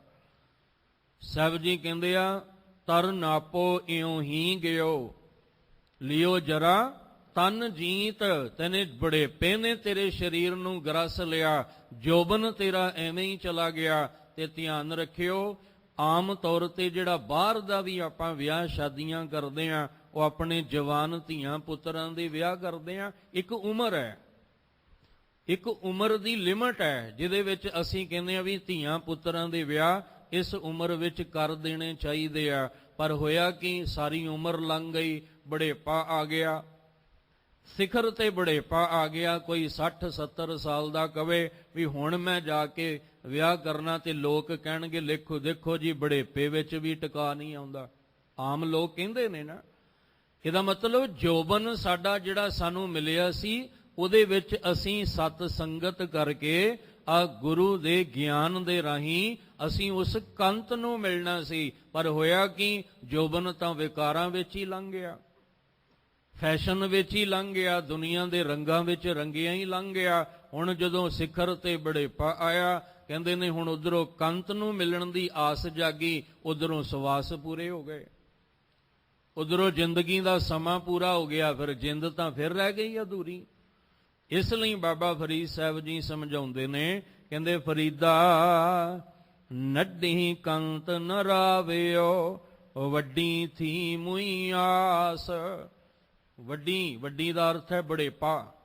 ਸਿਖਰ ਤੇ ਆ ਗਿਆ ਪਰ ਅੰਦਰ ਦੀ ਆਸ ਜਾਗੀ ਨਹੀਂ, ਅੰਦਰੋਂ ਜਗਿਆਸੂ ਨਹੀਂ ਬਣਿਆ, ਅੰਦਰ ਦੀ ਆਸ ਮੋਈ ਰਹਿ ਗਈ, ਅੰਦਰ ਦੀ ਆਸ ਜਿਹੜੀ ਸੀ ਉਹ ਜਾਗੀ ਨਾ। ਤਨ ਕੁਕੇਂਦੀ ਗੋਰ ਮੈਂ, ਤੈ ਸਹਿ ਨਾ ਮਿਲਿਆਸ। ਹੁਣ ਧਿਆਨ ਰੱਖਣਾ, ਇਹ ਅਧਿਆਤਮਕ ਤਲ ਦੇ ਅਰਥ ਨੇ। ਜੇ ਬਾਹਰੋਂ ਕਵਾਂਗੇ ਸਰੀਰ ਡੈੱਡ ਹੋ ਗਿਆ, ਇਸਲਾਮੀ ਧਰਮ ਦੇ ਮੁਤਾਬਕ ਉਹਨੂੰ ਦਫਨਾ ਦਿੱਤਾ ਗਿਆ ਕਬਰ ਵਿੱਚ। ਹੁਣ ਉਹ ਸਰੀਰ ਜਿਹੜਾ ਸੀ ਦਫਨਾਇਆ, ਤੇ ਜਿਹੜੀ ਅੰਦਰ ਦੀ ਜਿੰਦ ਜਿਹੜੀ ਸੀ ਉਹ ਉੱਚੀ ਉੱਚੀ ਕੂਕ ਰਹੀ ਹੈ, ਉੱਚੀ ਉੱਚੀ ਆਵਾਜ਼ਾਂ ਦੇ ਰਹੀ ਹੈ ਵੀ ਮੇਰਾ ਕੰਤ ਨਾਲ ਮੇਲ ਕਦੋਂ ਹੋਏਗਾ। ਪਰ ਗੁਰਮਤਿ ਸਾਨੂੰ ਕਹਿੰਦੀ ਆ ਕਿ ਜੇ ਤੇਰੇ ਅੰਦਰ ਕੰਤ ਦੀ ਪਛਾਣ ਨਾ ਹੋਈ, ਜੇ ਉਹਦੇ ਨਾਲ ਤੂੰ ਪ੍ਰੀਤ ਨਾ ਪਾਈ, ਤਾਂ ਤੇਰਾ ਸਰੀਰ ਹੀ ਤੇਰੇ ਲਈ ਕਬਰ ਬਣ ਜਾਏਗਾ। ਇਹ ਤੇਰਾ ਸਰੀਰ ਹੀ ਇੱਕ ਮੁਰਦਾ ਘਰ ਬਣ ਜਾਏਗਾ। ਸਾਹਿਬ ਨੇ ਬਾਣੀ ਵਿੱਚ ਜ਼ਿਕਰ ਕੀਤਾ ਨਾ, ਮਿਰਤਕ ਕਹੀਐ ਨਾਨਕਾ ਜੈ ਪ੍ਰੀਤ ਨਹੀਂ ਭਗਵਾਨ। ਜਿਹਦੇ ਅੰਦਰ ਕੰਤ ਪ੍ਰਤੀ ਪ੍ਰੀਤ ਨਹੀਂ, ਪਰਮੇਸ਼ਵਰ ਪ੍ਰਤੀ, ਉਹ ਤਾਂ ਇੱਕ ਆ ਕਬਰਸਤਾਨ ਹੀ ਲਈ ਫਿਰਦਾ ਹੈ। ਆ ਮੁਰਦਾ ਹੀ ਹੈ ਨਾ ਸਰੀਰ, ਡੈਡ ਬਾਡੀ ਹੋਈ ਹੈ। ਕਹਿੰਦੇ ਇਹਦੇ ਵਿੱਚ ਮੁਰਦੇ ਸਰੀਰ ਵਿੱਚ ਇਸ ਗੌਰ ਕਬਰ ਦੇ ਵਿੱਚੋਂ ਨਿਮਾਣੀ ਜਿੰਦ ਕੂਕ ਕੂਕ ਕੇ ਕਹਿ ਰਹੀ ਆ ਕਿ ਇਹਦਾ ਪਤਾ ਕੋਈ ਨਹੀਂ ਕਦੋਂ ਇਹ, ਕਿਉਂਕਿ ਸਰੀਰ ਮਿੱਟੀ ਵਿੱਚ ਦਫਨਾਇਆ ਤਾਂ ਉਹਨੂੰ ਵੀ ਮਿੱਟੀ ਹੋਣ ਲਈ ਕੁਝ ਸਮਾਂ ਤਾਂ ਲੱਗੇਗਾ। ਇਹ ਤੇ ਨਹੀਂ ਵੀ ਆਪਾਂ ਇੱਧਰੋਂ ਕਬਰ 'ਚ ਦਫਨਾ ਕੇ ਆਏ ਤੇ ਇੱਧਰ ਆਉਂਦਿਆਂ ਸਾਰ ਉਹ ਮਿੱਟੀ ਹੋ ਗਿਆ। ਉਹਨੂੰ ਕੁਝ ਸਮਾਂ ਲੱਗੇਗਾ ਮਿੱਟੀ ਵਿੱਚ ਰਲਣ ਵਾਸਤੇ। ਹੁਣ ਇਹ ਅੰਦਰ ਦੀ ਜਿਹੜੀ ਧਨ ਇਸਤਰੀ, ਅੰਦਰ ਦੀ ਜੀਵ ਆਤਮਾ, ਇਹ ਕਹਿ ਰਹੀ ਆ ਵੀ ਆ ਕਬਰ ਬਣ ਗਈ। ਮੇਰੇ ਮਾਲਕਾ, ਜਿਹੜਾ ਮਨੁੱਖਾ ਦੇਹੀ ਦਿੱਤੀ ਸੀ ਨਾ ਤੂੰ ਮੈਨੂੰ ਇਹ ਬੋਲਣ ਚੱਲਣ ਸੁਣਨ ਵਾਸਤੇ, ਇਹਦੇ ਵਿੱਚੋਂ ਤਾਂ ਸੱਚ ਖਤਮ ਹੀ ਹੋ ਗਿਆ। ਇਹਦੇ ਵਿੱਚ ਤਾਂ ਝੂਠ ਹੀ ਝੂਠ ਨਜ਼ਰ ਆਉਂਦਾ ਪਿਆ। ਕਿਤੇ ਇਹ ਮਿੱਟੀ ਹੋ ਨਾ ਜਾਏ, ਇਸ ਲਈ ਮੈਂ ਕਿਤੇ ਕੰਤ ਤੋਂ ਵਿਛੜੀ ਹੋਈ ਨਾ ਰਹਿ ਜਾਵਾਂ। ਇਹ ਧਨ ਕੋ ਕਹਿੰਦੀ ਗੌਰ ਮੈਂ, ਗੌਰ ਕਬਰ ਨੂੰ ਕਹਿੰਦੇ ਆ, ਪਰ ਜਿਹਦੇ ਅੰਦਰ ਪ੍ਰੀਤ ਪਰਮੇਸ਼ਵਰ ਪ੍ਰਤੀ ਨਹੀਂ ਹੈ, ਆ ਸਰੀਰ ਹੀ ਉਹਨਾਂ ਦੀ ਉਹਦੇ ਲਈ ਕਬਰ ਬਣ ਗਿਆ। ਆ ਸਰੀਰ ਕਬਰ ਹੈ ਨਾ, ਜਿਹਦੇ ਵਿੱਚ ਨਿਮਾਣੀ ਜਿੰਦ ਬੈਠੀ ਹੋਈ ਹੈ। ਕਹਿੰਦੇ ਨੇ ਧਨ ਕੋ ਕਹਿੰਦੀ ਗੌਰ ਮੈਂ, ਤੈਂ ਸ਼ਹਿ ਨਾ ਮਿਲੀ ਆਸ। ਇਹ ਮੇਰੇ ਸ਼ਾਹੋ, ਇਹ ਮੇਰੇ ਕੰਤ, ਦੇਖ ਸਾਰੀ ਉਮਰ ਲੰਘ ਗਈ, ਬਚਪਨ ਜੋਵਨ ਬੜੇਪਾ ਲੰਘ ਗਿਆ, ਪਰ ਹਜੇ ਤੱਕ ਤੈਨੂੰ ਮਿਲਣ ਦੀ ਆਸ ਨਹੀਂ ਅੰਦਰ ਦਿਸਦੀ। ਤੈਨੂੰ ਮਿਲਣ ਦੀ ਆਸ ਹਜੇ ਮੈਨੂੰ ਦਿਸਦੀ ਨਹੀਂ ਪਈ, ਕਿਉਂਕਿ ਮਨ ਤਾਂ ਹਜੇ ਵੀ ਸਰੀਰ ਨਾਲ ਜੁੜ ਕੇ ਵਿਕਾਰੀ ਹੋਇਆ ਪਿਆ। ਕਦੋਂ ਇਹ ਆਪਣੀ ਮਲ ਨੂੰ ਧੋਏਗਾ ਤੇ ਕਦੋਂ ਕਿਤੇ ਮੈਨੂੰ ਨਾਮ ਦਾ ਰਸ ਦੇਗਾ ਤੇ ਤੇਰੇ ਨਾਲ ਮਿਲਾਪ ਹੋਏਗਾ। ਹੁਣ ਜਿਹਦੇ ਅੰਦਰ ਪ੍ਰੀਤ ਨਹੀਂ, ਭਗਵੰਤ ਵਾਲੀ ਖੇਡ ਹੈ ਨਾ, ਕਹਿੰਦੇ ਉਹ ਆ ਸਰੀਰ ਹੀ ਉਹਨਾਂ ਲਈ ਗੌਰ ਕਬਰ ਬਣ ਜਾਂਦਾ ਹੈ। ਉਹਨਾਂ ਦੇ ਅੰਦਰ ਦੀ ਜਿੰਦ ਆਵਾਜ਼ ਦੇ ਕੇ ਕਹਿ ਰਹੀ ਹੈ, ਮੇਰੇ ਸ਼ਾਓ, ਮੇਰੇ ਮਾਲਕ, ਮੈਨੂੰ ਨਹੀਂ ਲੱਗਦਾ ਵੀ ਤੇਰੇ ਨਾਲ ਮੇਲ ਹੋਏਗਾ, ਕਿਉਂਕਿ ਸਰੀਰ ਨੂੰ ਤਾਂ ਬੜੇਪੇ ਨੇ ਗਰਸ ਲਿਆ। ਚਲੋ ਬਚਪਨ ਵਿੱਚ ਆਸ ਸੀ ਵੀ ਜੋਬਨ ਵਿੱਚ ਮੇਲ ਹੋ ਜਾਏਗਾ। ਜੋਬਨ ਵਿੱਚ ਆਸ ਸੀ ਕਿ ਚਲੋ ਬੜੇਪੇ ਤੱਕ ਜਾਂਦਿਆਂ ਮੇਲ ਹੋ ਜਾਏਗਾ, ਪਰ ਹੁਣ ਜੇ ਬੜੇਪਾ ਵੀ ਨਾ ਰਿਹਾ ਤੇ ਫਿਰ ਮੇਰੀ ਆਸ ਤਾਂ ਖਤਮ ਹੋ ਗਈ। ਮੈਨੂੰ ਹਜੇ ਤੱਕ ਕੋਈ ਆਸ ਜਿਹੜੀ ਹੈ ਪ੍ਰਭੂ ਨੂੰ ਮਿਲਣ ਦੀ ਦਿਸਦੀ ਨਹੀਂ। ਸ਼ਾਇਦ ਇਹਨੂੰ ਹੀ ਕਿਹਾ ਸੀ, ਇਹ ਸ਼ਰੀਰਾ ਮੇਰਿਆ, ਇਸ ਜਗ ਮੈਂ ਆਏ ਕੇ ਕਿਆ ਤੁਧ ਕਰਮ ਕਮਾਇਆ। ਕਿ ਕਰਮ ਕਮਾਇਆ ਤੁਧ ਸ਼ਰੀਰਾ, ਜਾਂ ਤੂੰ ਜਗ ਮੈਂ ਆਇਆ। ਜਿਨ ਹਰ ਤੇਰਾ ਰਚਨ ਰਚਿਆ, ਸੋ ਹਰ ਮਨ ਨਾ ਵਸਾਇਆ। ਤੂੰ ਹਜੇ ਤੱਕ ਉਹਨੂੰ ਮਨ ਵਿੱਚ ਨਹੀਂ ਵਸਾਇਆ, ਤੇ ਤੇਰੀ ਜਿੰਦ ਕਦੋਂ ਕੰਤ ਨੂੰ ਮਿਲੇਗੀ ਜਾ ਕੇ? ਤੇਰੀ ਇਸ ਜਿੰਦ ਨਿਮਾਣੀ ਜਿੰਦ ਨੂੰ ਕਦੋਂ ਕੰਤ ਪਰਮੇਸ਼ਵਰ ਮਿਲੇਗਾ? ਇਸੇ ਕਰਕੇ ਸਾਨੂੰ ਕਿਹਾ ਸੀ, ਨਿਤ ਦੇ ਨੇਮ ਵਿੱਚ ਸੰਪੂਰਨ ਆਨੰਦ ਸਾਹਿਬ ਦਾ ਪਾਠ ਕਰਿਓ ਤੇ ਆਪਣੇ ਆਪ ਨੂੰ ਸੰਬੋਧਨ ਕਰਿਓ, ਤੁਸੀਂ ਕਿੱਥੇ ਖੜੇ ਹੋ। ਆਪਣੇ ਆਪ ਨੂੰ ਸੰਬੋਧਨ ਕਰਕੇ ਕਿਹੋ ਵੀ ਮਨਾ, ਕਿੱਥੇ ਖਲੋਤਾ ਹੈ ਤੂੰ? ਤੈਨੂੰ ਕਾਦੇ ਵਾਸਤੇ ਇਹ ਸਰੀਰ ਦੇ ਵਿੱਚ ਤੇਰੀ ਹੋਂਦ ਲਿਆਂਦੀ ਸੀ? ਜੇ ਇਹ ਮਨ ਤੂੰ ਜੋਤ ਸਰੂਪ ਹੈ, ਜੇ ਇਹ ਜੋਤ ਦਾ ਸਰੂਪ ਬਣਿਆ ਸੀ, ਕਾਦੇ ਲਈ ਬਣਿਆ ਸੀ? ਤਾਂ ਕਿ ਨਾਮ ਦਾ ਰਸ ਸਰੀਰ ਕਰਕੇ ਲਵੇ ਤੇ ਇਹ ਜਿੰਦ ਨਿਮਾਣੀ ਤੱਕ ਪਹੁੰਚਾ ਸਕੇ। ਨਹੀਂ ਤਾਂ ਇਹਦੀ ਹੋਂਦ ਦੀ ਜ਼ਰੂਰਤ ਹੀ ਨਹੀਂ ਸੀ। ਇਹਦੀ ਹੋਂਦ ਤਾਂ ਇਹਦੀ ਹੋਂਦ ਲਿਆਉਣੀ ਪਈ ਤਾਂ ਕਿ ਸਰੀਰ ਦੇ ਰਾਹੀਂ ਇਹ ਨਾਮ ਦਾ ਰਸ ਅੰਦਰ ਲੈ ਜਾ ਸਕੇ। ਪਰ ਹੁਣ ਜਿੰਦ ਕਹਿੰਦੀ ਹੈ ਵੀ ਮੈਨੂੰ ਨਹੀਂ ਲੱਗਦਾ ਤੈਂ ਸ਼ਹਿ ਨਾ ਮਿਲੀ ਆਸ, ਵੀ ਤੇਰੇ ਨਾਲ ਕਿਤੇ ਮੇਲ ਹੋਵੇ, ਮੈਨੂੰ ਨਹੀਂ ਲੱਗਦਾ, ਕਿਉਂਕਿ ਬੜੇਪਾ ਤਾਂ ਸਰੀਰ ਨੂੰ ਇਹਨੇ ਗਰਸ ਲਿਆ। ਸਰੀਰ ਬੜੇਪੇ ਵਿੱਚ ਗਰਸਿਆ ਗਿਆ ਤੇ ਹੁਣ ਮੈਨੂੰ ਨਹੀਂ ਲੱਗਦਾ ਵੀ ਕਿਤੇ ਤੈਨੂੰ ਮਿਲਣ ਦੀ ਕੋਈ ਆਸ ਅੰਦਰ ਪੈਦਾ ਹੋ ਸਕੇ। ਫਰੀਦਾ ਸਿਰ ਪਲਿਆ ਦਾੜੀ ਪਲੀ, ਮੁੱਛਾਂ ਭੀ ਪਲੀਆਂ। ਕੈਸੇ ਕਮਾਲ ਦੀ ਬਣਤਰ ਬਾਬਾ ਫਰੀਦ ਸਾਹਿਬ ਜੀ ਬਣਾ ਕੇ ਸਾਨੂੰ ਸਮਝਾਉਂਦੇ। ਕਹਿੰਦੇ ਜੇ ਅੰਦਰ ਤੈਂ ਸ਼ੈ ਨਾ ਮਿਲੀ ਆਸ, ਜੇ ਤੁਹਾਨੂੰ ਕੁਝ ਹਲੂਣਾ ਮਿਲਦਾ ਨਾ, ਕੁਝ ਅੰਦਰੋਂ ਹਲੂਣਾ ਜਾਂ ਮਿਲਦਾ ਵੀ ਆ ਖੇਡ ਬਣ ਗਈ, ਤੇ ਫਿਰ ਤੁਸੀਂ ਕੀ ਕਹੋਗੇ? ਫਿਰ ਕਹਿਣ ਲੱਗੇ, ਫਿਰ ਆਪਣੇ ਸਰੀਰ ਵੱਲ ਵੇਖ ਕੇ ਮਨ ਨੂੰ ਸਮਝਾਓਗੇ, ਮਨਾ ਹਜੇ ਵੀ ਰੰਗ ਰਲੀਆਂ ਹੀ ਮਾਣੀ ਜਾਂਦਾ, ਹਜੇ ਵੀ ਤੈਨੂੰ ਸਮਝ ਨਹੀਂ ਆਈ। ਛੱਡ ਸਰੀਰ ਦਾ ਖੈੜਾ, ਅੰਦਰ ਨਿਮਾਣੀ ਜਿੰਦ ਦਾ ਵੱਲ ਧਿਆਨ ਦੇ। ਹਜੇ ਵੀ ਕੁਝ ਨਹੀਂ ਵਿਗੜਿਆ, ਸਾਹ ਚੱਲਦਾ ਪਿਆ ਹੈ। ਚਲੋ ਬੜੇਪਾ ਆ ਗਿਆ, ਆ ਕਾਲੇ ਤੋਂ ਚਿੱਟੇ ਹੋ ਗਏ, ਚਿੱਟੇ ਹੋ ਗਏ, ਇਹ ਮੁੱਛਾਂ ਪਲ ਪਲ ਕੇ ਕਾਲੀਆਂ ਤੋਂ ਚਿੱਟੀਆਂ ਹੋ ਗਈਆਂ। ਆ ਕੇਸ ਦਾੜਾ ਹੋਵੇ ਭਾਵੇਂ ਸਿਰ ਦਾ ਦੇ ਕੇਸ ਹੋਣ ਪਲ ਪਲ ਕੇ, ਜਿਵੇਂ ਸਰੀਰ ਪਲਦਾ ਨਾ, ਇਹ ਵੀ ਤੇ ਪਲ ਹੀ ਰਹੇ ਨੇ। ਜਿਵੇਂ ਇਹ ਪਲਦਾ ਹੈ ਪਲ ਪਲ ਕੇ ਬੁਢੇਪਾ ਆ ਗਿਆ, ਚਿੱਟੇ ਹੋ ਗਏ, ਹਜੇ ਵੀ ਮਨ ਰੰਗ ਰਲੀਆਂ ਹੀ ਮੰਨਣਾ ਚਾਹੁੰਦਾ। ਛੱਡ ਇਹਦਾ ਖੈੜਾ ਸਰੀਰ ਦਾ, ਹੁਣ ਤਾਂ ਕਿਤੇ ਨਿਮਾਣੀ ਜਿੰਦ ਵੱਲ ਧਿਆਨ ਦੇ ਦੇ। ਹੁਣ ਤਾਂ ਕਿਤੇ ਉਹਦੀ ਪੁਕਾਰ ਨੂੰ ਸੁਣ ਕੇ ਤੇ ਉਹ ਨਾਮ ਦਾ ਰਸ ਉਹਦੇ ਤੱਕ ਪਹੁੰਚਾ, ਉਹਨੂੰ ਆਸ ਪੈਦਾ ਹੋਵੇ ਕਿ ਮੈਨੂੰ ਹਜੇ ਕੰਤ ਮਿਲਣ ਦੀ ਆਸ ਹੈ। ਜੇ ਕਿਤੇ ਸਾਹ ਆਖਰੀ ਨਿਕਲ ਗਿਆ ਨਾ, ਫਿਰ ਤੇਰੇ ਪੱਲੇ ਕੁਛ ਨਹੀਂ ਰਹਿਣਾ। ਜੇ ਤੇਰਾ ਆਖਰੀ ਦਮ ਤੇਰੇ ਅੰਦਰੋਂ ਨਿਕਲ ਗਿਆ ਨਾ, ਹਜੇ ਵੀ ਮੈਂ ਕਰੀ ਜਾਂਦਾ। ਇਸ ਮੈਂ ਵਿੱਚੋਂ ਦੀ ਨਿਕਲ ਤੇ ਦੇਖ ਇਸ ਸਰੀਰ ਦਾ ਮੋਹ ਤਿਆਗ। ਬੜੀ ਵਾਰ ਯਤਨ ਕੀਤਾ ਕਿ ਬੁਢੇਪਾ ਸਿਖਰ ਤੇ ਆਇਆ ਪਿਆ, ਅਸੀਂ ਹਜੇ ਵੀ ਜਵਾਨ ਬਣ ਕੇ ਦੁਨੀਆ ਨੂੰ ਦਿਖਾਣਾ ਚਾਹੁੰਦੇ ਹਾਂ। ਅਸੀਂ ਕਹਿੰਦੇ ਆ ਵੀ ਨਹੀਂ, ਹਜੇ ਤਾਂ ਮੈਂ ਜਵਾਨ ਆ, ਮੇਰੇ ਆ ਕਾਲੇ ਜਿਹੜੇ ਨੇ ਚਿੱਟੇ ਥੋੜੀ ਹੋਏ ਨੇ, ਕਿਉਂਕਿ ਮੈਂ ਘਰ ਦੇ ਅੰਦਰ ਵੜ ਕੇ ਇਹਨਾਂ ਨੂੰ ਫਿਰ ਕਾਲਾ ਕਰ ਲੈਣਾ। ਭੁਲੇਖਾ ਕਿਹਨੂੰ ਦੇ ਰਹੇ ਹੋ? ਧੋਖਾ ਕਿਹਨੂੰ ਦੇ ਰਹੇ ਹੋ? ਕਿਸੇ ਨੂੰ ਧੋਖਾ ਨਹੀਂ ਦੇ ਰਹੇ, ਆਪਣੀ ਨਿਮਾਣੀ ਜਿੰਦ ਨੂੰ ਧੋਖਾ ਦੇ ਰਹੇ ਹੋ, ਆਪਣੇ ਆਪ ਨੂੰ ਧੋਖਾ ਦੇ ਰਹੇ ਆ। ਕਿਉਂਕਿ ਬੁਢੇਪਾ ਜਿਹੜਾ ਹੈ, ਇਹਨੂੰ ਕਿੰਨਾ ਚਿਰ ਛੁਪਾ ਕੇ ਰੱਖੋਗੇ? ਅੱਜ ਦੁਨੀਆ ਦੀ ਦੌੜ ਲੱਗੀ ਹੋਈ ਹੈ, ਔਰ ਦੁਨੀਆ ਵਿੱਚ ਬੜੇ ਐਸੇ ਜਿਹੜੇ ਨੇ ਸਮੱਗਰੀਆਂ ਲਿਆ ਕੇ ਸਾਡੇ ਸਾਹਮਣੇ ਰੱਖ ਕੇ ਕਹਿੰਦੇ ਨੇ ਆਓ 50 60 70 80 ਸਾਲ ਦਾ ਬਜ਼ੁਰਗ ਵੀ ਅਸੀਂ ਜਵਾਨ ਕਰ ਦਿਆਂਗੇ, ਤੇ ਲੋਕ ਭੱਜੇ ਵੀ ਜਾ ਰਹੇ ਨੇ ਉਸ ਪਾਸੇ। ਇਹ ਸ਼ਲੋਕ ਬਾਬਾ ਫਰੀਦ ਸਾਹਿਬ ਜੀ ਦਾ ਉਹਨਾਂ ਨੂੰ ਸਮਝ ਕਿਉਂ ਨਹੀਂ ਆ ਰਿਹਾ?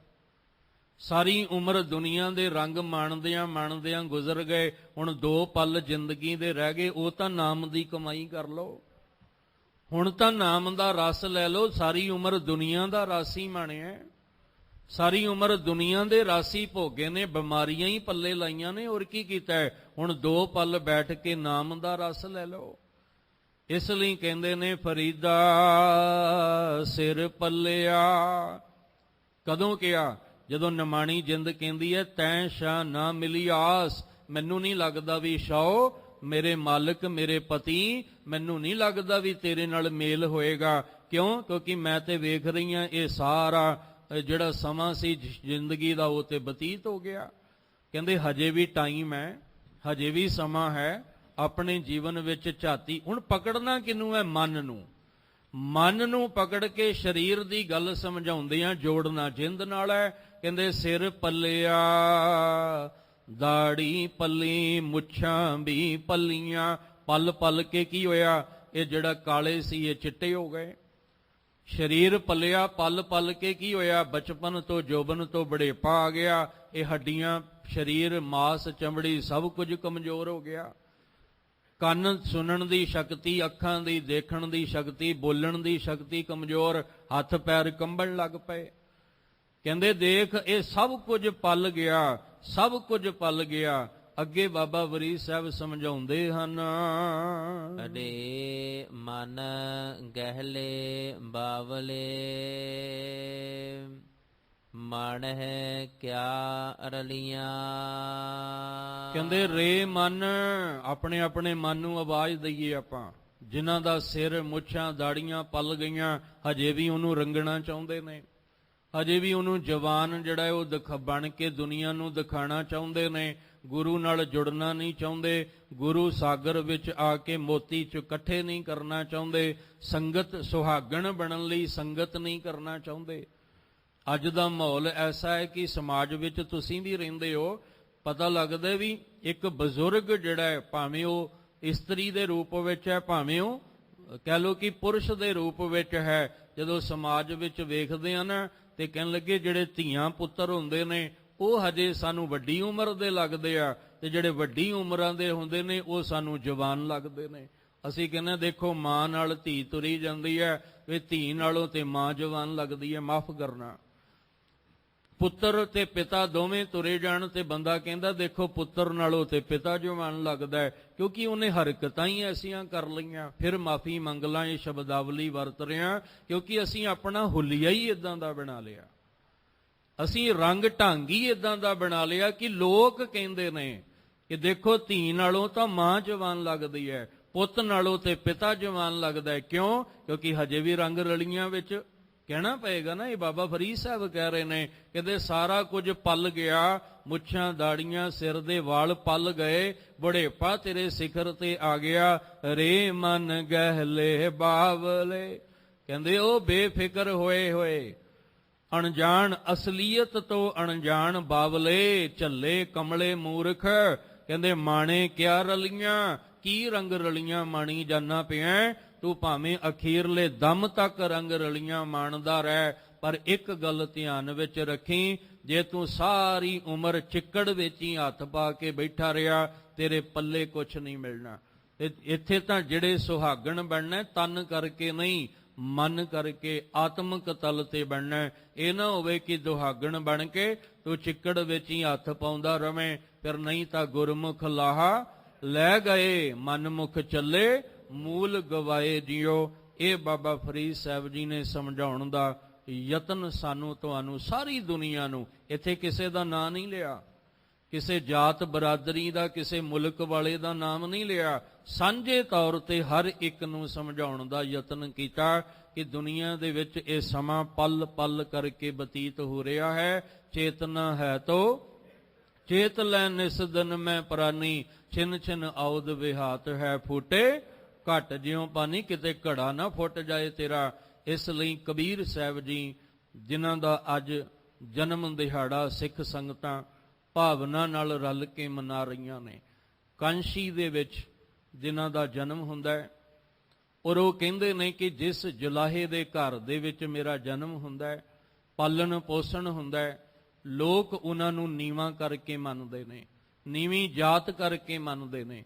ਕਹਿਣ ਲੱਗੇ ਲੋਕ ਹੱਸਦੇ ਨੇ, ਕਬੀਰ ਮੇਰੀ ਜਾਤ ਕੋ, ਕਹਿਣ ਲੱਗੇ ਸਭ ਕੋ ਹੱਸਨੇ ਹਾਰ, ਸਾਰੇ ਹੱਸ ਰਹੇ ਨੇ ਮੇਰੀ ਜਾਤ ਤੋਂ, ਪਰ ਬਲਹਾਰੀ ਇਸ ਜਾਤ ਕੋ ਜੈ ਜਪਿਓ ਸਿਰਜਣਹਾਰ। ਮੈਂ ਇਸ ਜਾਤ ਤੋਂ ਬਲਹਾਰੇ ਜਾਣਾ ਜਿੱਥੇ ਮੈਨੂੰ ਸਿਰਜਣਹਾਰ ਨੂੰ ਸਿਮਰਨਾ ਆ ਗਿਆ, ਉਹਦੀ ਬੰਦਗੀ ਕਰਨੀ ਆ ਗਈ। ਮੈਂ ਲੋਕਾਂ ਵਾਂਗੂ ਕਰਮ ਕਾਂਡ ਨਹੀਂ ਕਰਦਾ, ਕਿਉਂਕਿ ਕਬੀਰ ਸਾਹਿਬ ਨੇ ਬੜੀ ਕ੍ਰਾਂਤੀ ਲਿਆਂਦੀ ਆਪਣੇ ਸਮੇਂ 'ਚ, ਬੜੀ ਜਾਗਰਤਾ ਲਿਆਂਦੀ, ਔਰ ਪਖੰਡਵਾਦ ਦਾ ਅੱਗੇ ਹੋ ਕੇ ਉਹਨਾਂ ਨੇ ਜਿਹੜਾ ਮੁਕਾਬਲਾ ਕੀਤਾ। ਕਬੀਰ ਸਾਹਿਬ ਜੀ ਦੇ ਲੜੀਵਾਰ ਸ਼ਲੋਕ ਆਪਾਂ ਸਰਵਣ ਕੀਤੇ, ਔਰ ਕਿੰਨੀ ਜਾਗਰਤਾ ਕ੍ਰਾਂਤੀ ਉਹਨਾਂ ਨੇ ਲਿਆਂਦੀ। ਉਹ ਬ੍ਰਾਹਮਣ ਨੂੰ ਵੀ ਸਾਹਮਣੇ ਬਿਠਾ ਕੇ ਕਹਿੰਦੇ ਆ ਵੀ ਤੂੰ ਉੱਚੀ ਜਾਤ ਦਾ ਮਾਣ ਕਰੀ ਜਾਂਦਾ, ਆਪਾਂ ਅੱਜ ਬੈਠ ਕੇ ਫੈਸਲਾ ਹੀ ਕਰ ਲਈਏ। ਜਿਹੜੇ ਠਾਕੁਰ ਦੀ ਗੱਲ, ਤੂੰ ਰੱਬ ਦੀ ਗੱਲ ਕਰਦਾ ਨਾ, ਆ ਸਾਹਮਣੇ ਬੈਠ, ਅੱਜ ਆਪਾਂ ਨਿਰਣਾ ਹੀ ਕਰ ਲਈਏ ਕਿ ਕਿਹੜਾ ਰਾਮ ਸੱਚਾ ਹੈ ਤੇ ਕਿਹੜਾ ਝੂਠਾ ਹੈ। ਇਸ ਲਈ ਉਹਨਾਂ ਆਖਿਆ ਤੂੰ ਮੇਰੀ ਮੇਰੀ ਛੱਡ, ਇਸ ਮੇਰੀ ਵਿੱਚ ਕੁਝ ਨਹੀਂ ਰੱਖਿਆ ਕਬੀਰ ਮੇਰਾ, ਮੁਝ ਮੈਂ ਕਿਛ ਨਹੀਂ, ਜੋ ਕਿਛ ਹੈ ਸੋ ਤੇਰਾ, ਤੇਰਾ ਤੁਝ ਕੋ ਸੌਂਪਤੇ ਕਿਆ ਲਾਗੈ ਮੇਰਾ। ਜੇ ਕੁਝ ਦੁਨੀਆ ਨੂੰ ਸਿੱਖਿਆ ਦੇਣੀ ਆ ਤਾਂ ਆਹ ਸਿੱਖਿਆ ਦੇ, ਤੂੰ ਐਵੇਂ ਧਰਮ ਦੇ ਚਿੰਨ੍ਹ ਪਾ ਕੇ ਤਨ ਤੇ ਲੋਕਾਂ ਕੋਲੋਂ ਕਰਮ ਕਾਂਡ ਨਾ ਕਰਵਾ। ਔਰ ਉਸ ਸ਼ਹਿਰ ਵਿੱਚ ਜਾਗਰਤਾ ਲਿਆਂਦੀ ਜਿੱਥੇ ਧਰਮ ਦੀ ਗੱਲ ਕੀਤੀ ਜਾਂਦੀ ਹੈ। ਕਹਿੰਦੇ ਉਸ ਕਾਂਸ਼ੀ ਵਿੱਚ ਰਹਿ ਕੇ ਜਾਗਰਤਾ ਲਿਆਂਦੀਆਂ ਹੋਇਆਂ ਇੱਥੋਂ ਤੱਕ ਵੀ ਕਹਿ ਦਿੱਤਾ, ਲੋਕ ਨਾ ਇਹ ਨਾ ਕਹਿਣ ਕਿ ਇਹ ਬਹੁਤ ਵੱਡਾ ਪੰਡਤ। ਕਹਿੰਦੇ ਮੈਂ ਤੇ ਪੰਡਤ ਸਮਝਦਾ ਹੀ ਨਹੀਂ ਆਪਣੇ ਆਪ ਨੂੰ, ਮੈਂ ਆਪਣੇ ਆਪ ਨੂੰ ਗੁਣੀ ਗਿਆਨੀ ਸਮਝਦਾ ਹੀ ਨਹੀਂ ਆ, ਮੈਂ ਤਾਂ ਸੱਚ ਦਾ ਸ਼ੀਸ਼ਾ ਦੁਨੀਆ ਨੂੰ ਵਿਖਾਉਣਾ। ਪਰ ਜੇ ਕੋਈ ਮੇਰੀ ਗੱਲ ਕਰੇ, ਮੈਂ ਕਹਿੰਦਾ ਕਬੀਰ ਕੂਕਰ ਰਾਮ ਕੋ, ਮੁੱਤੀਆਂ ਮੇਰੋ ਨਾਉ, ਗਲੇ ਹਮਾਰੇ ਜੇਵਰੀ, ਜੈ ਖਿੰਚੈ ਤਹ ਜਾਓ। ਕਹਿਣ ਲੱਗੇ ਮੈਂ ਤਾਂ ਉਸ ਰਾਮ ਦਾ, ਰਮੇ ਹੋਏ ਰਾਮ ਦੇ ਦਰ ਦਾ ਕੂਕਰ ਹਾਂ, ਤੇ ਉਹਦੇ ਨਾਮ ਦਾ, ਉਹਦੇ ਹੁਕਮ ਦਾ ਪਟਾ ਜਿਹੜਾ ਆਪਣੇ ਗਲ ਵਿੱਚ ਪਾ ਕੇ, ਜਿੱਧਰ ਮੇਰਾ ਸਾਈਂ ਮੇਰਾ ਮਾਲਕ ਮੈਨੂੰ ਖਿੱਚਦਾ, ਮੈਂ ਤੇ ਬਸ ਉਹਦੇ ਹੁਕਮ ਦੇ ਵਿੱਚ ਹੀ ਤੁਰਿਆ ਜਾਣਾ। ਇਹ ਕਬੀਰ ਸਾਹਿਬ ਨੇ ਬੜੀ ਵੱਡੀ ਕ੍ਰਾਂਤੀ, ਜਾਗਰਤਾ ਧਰਮ ਦੀ ਦੁਨੀਆ ਵਿੱਚ ਲਿਆ ਕੇ ਕਰਮ ਕਾਂਡ ਤੇ ਪਖੰਡਵਾਦ ਦਾ ਨਾਸ਼ ਕੀਤਾ ਹੈ। ਐਸੇ ਕਬੀਰ ਸਾਹਿਬ ਜਿਨ੍ਹਾਂ ਦਾ ਜਨਮ ਜਿਹੜਾ ਹੈ ਤਕਰੀਬਨ 1397 ਔਰ ਕੋਈ 98, ਇਹਨਾਂ ਦੇ ਵਿਚਕਾਰ 97 ਔਰ 98 ਦੇ ਵਿੱਚ ਜਿਹੜਾ ਮੰਨਿਆ ਜਾਂਦਾ ਹੈ ਕਿ ਇਹਨਾਂ ਦਾ ਜਨਮ ਹੁੰਦਾ ਹੈ। ਇਹਨਾਂ ਨੇ ਗ੍ਰਸਤ ਵਿੱਚ ਰਹਿ ਕੇ ਕਿਰਤ ਕਰਕੇ ਪਰਮੇਸ਼ਵਰ ਦੇ ਨਾਮ ਨੂੰ ਸਿਮਰਦਿਆਂ ਹੋਇਆਂ ਦੁਨੀਆ ਨੂੰ ਵੀ ਸਮਝਾਇਆ ਹੈ ਕਿ ਮੇਰੀ ਦਾ ਤਿਆਗ ਕਰੋ, ਔਰ ਜੋ ਤੁਸੀਂ ਉਹਦੇ ਨਾਮ ਦਾ ਸਿਮਰਨ ਕਰਦੇ ਹੋ ਪੜ੍ਹਦੇ ਸੁਣਦੇ ਵਿਚਾਰਦੇ ਹੋ, ਉਹਨੂੰ ਗਿਆਨ ਅੰਦਰ ਲਿਜਾ ਕੇ ਆਪਣੇ ਅੰਦਰ ਦੇ ਅੰਧਕਾਰ ਦਾ ਨਾਸ਼ ਕਰੋ। ਐਸੇ ਕਬੀਰ ਸਾਹਿਬ ਜੋ ਸ਼੍ਰੋਮਣੀ ਭਗਤ ਨੇ, ਗੁਰੂ ਗ੍ਰੰਥ ਸਾਹਿਬ ਵਿੱਚ 15 ਭਗਤਾਂ ਦੀ ਬਾਣੀ ਵਿੱਚ ਕਬੀਰ ਸਾਹਿਬ ਜੀ ਨੂੰ ਵੀ ਆਪਾਂ ਰੋਜ਼ ਪੜ੍ਹਦੇ ਚੇਤੇ ਕਰਦੇ ਹਾਂ। ਉਹਨਾਂ ਦੇ ਜਨਮ ਦਿਹਾੜੇ ਦੀ ਆਪ ਸਮੁੱਚੀ ਸੰਗਤ ਨੂੰ ਗੁਰਦੁਆਰਾ ਦੁੱਖ ਨਿਵਾਰਨ ਸਾਹਿਬ ਵੱਲੋਂ ਬਹੁਤ ਬਹੁਤ ਵਧਾਈਆਂ ਨੇ। ਹੁਣ ਸੁਰਤ ਆਪਾਂ ਹਰਿਮੰਦਰ ਸਾਹਿਬ ਦਰਬਾਰ ਸਾਹਿਬ, ਜੋ ਸਾਡਾ ਦਿਲ ਹੈ, ਸਾਡੀ ਜਾਨ ਹੈ। ਦੇਖੋ, ਸਰੀਰ ਨੂੰ ਚੋਟ ਲੱਗੇ, ਜ਼ਖਮ ਹੋਵੇ ਤਾਂ ਉਹ ਸਮਾਂ ਪਾ ਕੇ ਭਰ ਜਾਂਦਾ ਹੈ, ਪਰ ਜੇ ਕਿਤੇ ਦਿਲ ਨੂੰ ਚੋਟ ਲੱਗ ਜਾਏ ਉਹ ਸਹਾਰਨੀ ਬੜੀ ਔਖੀ ਹੈ। ਦਿਲ ਨੂੰ ਚੋਟ ਜ਼ਖਮ ਹੋ ਜਾਏ ਤੇ ਉਹ ਭਰਨਾ ਬੜਾ ਔਖਾ ਹੈ। ਕਹਿਣ ਲੱਗੇ ਆ ਸਰੀਰ ਦਾ ਜ਼ਖਮ ਤਾਂ ਦੇਖੋ, ਜਿਵੇਂ ਜੀਭ ਨੂੰ ਜ਼ਖਮ ਹੋ ਜਾਏ ਨਾ, ਤੇ ਇਹਨੂੰ ਕੋਈ ਮੱਲਮ ਥੋੜੀ ਲਾ ਸਕਦੇ ਆ ਆਪਾਂ, ਇਹਨੂੰ ਕੋਈ ਮੱਲਮ ਨਹੀਂ ਲਾ ਸਕਦੇ। ਪਰ ਅੰਦਰ ਹੀ ਕੁਦਰਤ ਨੇ ਐਸੀ ਬਣਤਰ ਬਣਾ ਦਿੱਤੀ ਆ ਕਿ ਸਾਡੇ ਜੀਭ ਨੂੰ ਜ਼ਖਮ ਹੋ ਜਾਏ ਤੇ ਉਹ ਕੁਦਰਤੀ ਤੌਰ ਤੇ ਆਪੇ ਹੀ ਸਮੇਂ ਨਾਲ ਆਰਾਮ ਆ ਜਾਂਦਾ ਹੈ। ਪਰ ਆਹ ਜ਼ਖਮ ਐਸਾ ਹੈ ਕਿ ਜਦੋਂ ਜਦੋਂ ਵੀ ਇਹ ਜੂਨ ਦਾ ਮਹੀਨਾ ਆਉਂਦਾ ਹੈ ਤੇ ਸਾਨੂੰ ਉਹ ਸਾਡੇ ਜ਼ਖਮ ਫਿਰ ਹਰੇ ਹੋ ਜਾਂਦੇ ਆ, ਕਿਉਂਕਿ ਉਹ ਐਸਾ ਘੱਲੂਘਾਰਾ, ਤਬਾਹੀ ਐਸੀ ਮਚਾਈ ਗਈ। ਕਿਉਂ? ਕਿਉਂਕਿ ਜਿੱਥੇ ਸਾਡਾ ਕਸੂਰ ਕੋਈ ਨਹੀਂ। ਅਸੀਂ ਤੇ ਸਿਰਫ ਜਿਹੜਾ ਉਹ ਗੁਰੂ ਨੇ ਸਾਨੂੰ ਜਿਸ ਮਾਰਗ ਤੇ ਸੱਚ ਤੇ ਹੱਕ ਦੀ ਆਵਾਜ਼ ਜਿਹੜੀ ਹੈ ਉਹ ਪਹੁੰਚਾਉਣ ਵਾਸਤੇ ਦੁਨੀਆ ਤੱਕ ਸਿੱਖਿਆ ਦਿੱਤੀ ਹੈ, ਅਸੀਂ ਤਾਂ ਸੱਚ ਦੇ ਮਾਰਗ ਤੇ ਚੱਲ ਕੇ ਸੱਚ ਸੁਣਾਏ ਸੀ। ਸੱਚ ਕੀ ਵੇਲਾ, ਸੱਚ ਨੂੰ ਸੱਚ ਸੁਣਾਉਣ ਦਾ ਜਿਹੜਾ ਇਹ ਸਮਾਂ ਸਾਨੂੰ ਦਿੱਤਾ ਹੈ ਗੁਰੂ ਸਾਹਿਬ ਨੇ ਗੁਰਮਤ ਦੇ ਦਾਇਰੇ ਵਿੱਚ, ਉਹ ਬਸ ਸੱਚ ਦੁਨੀਆ ਤੱਕ ਪਹੁੰਚਾਉਣ ਲਈ ਜਦੋਂ ਜਦੋਂ ਵੀ ਆਵਾਜ਼, ਉਹ ਪਹਿਲਾਂ ਵੀ ਜ਼ਿਕਰ ਕੀਤਾ ਸੀ, ਇਹ ਕੋਈ ਨਵੀਂ ਗੱਲ ਨਹੀਂ, ਇਹ ਤੇ ਸਦੀਆਂ ਤੋਂ ਹੀ ਚੱਲਦਾ ਆ ਰਿਹਾ ਹੈ। ਜਦੋਂ ਜਦੋਂ ਵੀ ਸੱਚ ਦੀ ਆਵਾਜ਼ ਉੱਠੀ ਹੈ ਤੇ ਉਹਨੂੰ ਦਬਾਉਣ, ਉਹਨੂੰ ਬੰਦ ਕਰਨ ਦਾ ਯਤਨ ਸਦੀਆਂ ਤੋਂ ਹੀ ਚੱਲਦਾ ਆ ਰਿਹਾ। ਅੱਜ ਜਿਹੜਾ ਸੀ ਉਹ ਸੱਚ ਦੇ ਹੱਕ ਦੀ ਗੱਲ ਕੀਤੀ, ਤਾਂ ਉਹਨੂੰ ਦਬਾਉਣ ਵਾਸਤੇ ਸਰਕਾਰ, ਹੁਕਮਰਾਨ ਐਸਾ ਜਿਹੜਾ ਉਹ ਘੱਲੂਘਾਰਾ ਵਰਤਾਉਣਾ ਚਾਹੁੰਦੇ ਨੇ ਕਿ ਤਕਰੀਬਨ 6 ਲੱਖ ਫੌਜੀ ਜਿਹੜੇ ਨੇ ਪੂਰੇ ਪੰਜਾਬ ਦੇ ਵਿੱਚ ਭੇਜੇ ਗਏ ਨੇ। 6 ਲੱਖ, ਉਹਦੇ ਵਿੱਚੋਂ ਜਿਹੜੇ KP ਸਿੰਘ ਬਰਾੜ, ਕੁਲਦੀਪ ਸਿੰਘ ਬਰਾੜ ਹੈ ਨਾ, ਜਿਹੜਾ ਉਸ ਵੇਲੇ ਦਾ ਜਰਨਲ, ਜਿਹੜਾ ਉਸ ਵੇਲੇ ਜਰਨਲ ਵੈਦਿਆ ਦੇ ਨਾਲ ਰਲ ਕੇ ਇਹ ਫੌਜੀ ਦਸਤੇ ਲੈ ਕੇ ਆਇਆ, ਉਹ ਆਪ ਖੁਦ ਆਪਣੇ ਕਲਮ ਦੇ ਨਾਲ ਲਿਖ ਕੇ ਕਹਿੰਦਾ ਹੈ ਕਿ ਪੰਜਾਬ ਦੇ ਵਿੱਚ 6 ਲੱਖ ਫੌਜੀ ਭੇਜੇ ਗਏ ਸਨ, ਜਿਹਦੇ ਵਿੱਚੋਂ 1,33,000 ਫੌਜੀ ਸਿਰਫ ਦਰਬਾਰ ਸਾਹਿਬ, ਅੰਮ੍ਰਿਤਸਰ ਸਾਹਿਬ ਦੇ ਵਿੱਚ ਸਿਰਫ ਦਰਬਾਰ ਸਾਹਿਬ ਨੂੰ ਘੇਰਾਬੰਦੀ ਕਰਕੇ ਉਹਦੇ ਅੰਦਰ ਜਿਹੜੇ ਗੁਰੂ ਕੇ ਸਿੰਘ ਨੇ ਜਾਂ ਗੁਰੂ ਕੀਆਂ ਸੰਗਤਾਂ ਨੇ ਉਹਨਾਂ ਤੇ ਤਸ਼ੱਦਦ ਕਰਨ ਲਈ, ਉਹਨਾਂ ਨੂੰ ਦੁੱਖ ਤਸੀਹੇ ਦੇਣ ਲਈ 1,33,000 ਜਿਹੜੇ ਫੌਜੀ ਨੇ ਤੈਨਾਤ ਕੀਤੇ ਗਏ। ਔਰ 2 ਲੱਖ ਜਿਹੜੇ ਨੇ ਫੌਜੀ ਉਹ ਅੰਮ੍ਰਿਤਸਰ ਸਾਹਿਬ ਜਾਂ ਦਰਬਾਰ ਸਾਹਿਬ ਤੋਂ 25 ਕਿਲੋਮੀਟਰ ਦੀ ਦੂਰੀ ਤੇ ਤੈਨਾਤ ਕੀਤੇ ਗਏ ਨੇ ਕਿ ਜਦੋਂ ਲੋੜ ਪਏ ਤੇ ਉਹਨਾਂ ਨੂੰ ਵੀ ਬੁਲਾਇਆ ਜਾ ਸਕੇ। ਪਰ ਇਹਨਾਂ ਦਾ ਮਿਸ਼ਨ ਇਹ ਸੀ ਜਿਹਦਾ ਨਾਮ ਸੀ ਬਲੂ ਸਟਾਰ, ਜਿਹਨੂੰ ਕਿਹਾ ਸੀ ਸਾਕਾ ਨੀਲਾ ਤਾਰਾ। ਨੀਲਾ ਤਾਰਾ ਦਾ ਮਤਲਬ ਸੀ ਨੀਲੀਆਂ ਦਸਤਾਰਾਂ ਵਾਲੇ। ਇਹ ਜਿਹੜਾ ਸੱਚ ਦਾ ਹੋਕਾ ਦਿੰਦੇ ਨੇ, ਇਹ ਜੋ ਸਰਬ ਸਾਂਝੀ ਵਾਰਤਾ ਦੀ ਗੱਲ ਕਰਦੇ ਨੇ, ਜਿਹੜਾ ਆਪਣਾ ਦੁੱਖ ਭੁੱਖ ਨਾ ਵੇਖਦੇ ਆ ਦੂਜੇ ਦੇ ਦੁੱਖ ਵੰਡਾਉਂਦੇ ਨੇ, ਦੂਜੇ ਦੀ ਭੁੱਖ ਨੂੰ ਮਿਟਾਉਂਦੇ ਨੇ, ਜਿਹੜਾ ਆਪਣੇ ਘਰ ਦੀ ਖੁਸ਼ੀ ਨੂੰ ਨਾ ਵੇਖਦੇ ਦੂਜਿਆਂ ਦੇ ਘਰਾਂ ਵਿੱਚ ਖੁਸ਼ੀਆਂ ਵੰਡਦੇ ਨੇ, ਇਹਨਾਂ ਨੀਲੀਆਂ ਦਸਤਾਰਾਂ ਵਾਲਿਆਂ ਨੂੰ ਸਦਾ ਲਈ ਮਿਟਾ ਦੇਣਾ। ਕਿਉਂਕਿ ਇਸ ਚੱਲਦਾ ਹੋਇਆ ਕਦੇ ਗੁਰੂ ਕੇ ਸਿੱਖਾਂ ਦੇ ਸਿਰਾਂ ਦੇ ਮੁੱਲ ਪੈਂਦੇ ਰਹੇ। ਇਹਨਾਂ ਦੇ ਜਿਹੜਾ ਸਿਰ ਇਹਨਾਂ ਦਾ ਲਾਹ ਕੇ ਲਿਆਏਗਾ ਉਹਨੂੰ ਇਹਦਾ ਮੁੱਲ ਇਨਾਮ ਦਿੱਤਾ ਜਾਏਗਾ। ਅੱਜ ਇਹਦਾ ਨਾਮ ਜਿਹੜਾ ਸੀ ਉਹ ਨੀਲਾ ਤਾਰਾ ਰੱਖ ਦਿੱਤਾ ਗਿਆ, ਬਲੂ ਸਟਾਰ ਰੱਖ ਦਿੱਤਾ ਗਿਆ। ਕਹਿੰਦੇ ਨੇ ਇਹ 1 ਜੂਨ ਤੋਂ ਅੱਜ 5 ਜੂਨ ਤੱਕ ਬੜਾ ਇਹਨਾਂ ਨੂੰ ਨੁਕਸਾਨ ਜਿਹੜਾ ਇਹਨਾਂ ਫੌਜੀਆਂ ਨੂੰ ਹੋਇਆ। ਬੜੇ ਬੁਖਲਾਏ ਵੀ ਪਏ ਸੀ ਕਿ ਅਸੀਂ ਤਾਂ ਕਿਹਾ ਸੀ 4 ਘੰਟੇ ਦੀ ਖੇਡ ਹੈ, ਪਰ ਇੱਥੇ ਤਾਂ 4 ਦਿਨ ਹੋ ਗਏ, ਹਜੇ ਤੱਕ ਸਾਨੂੰ ਸਫਲਤਾ ਨਹੀਂ ਮਿਲੀ।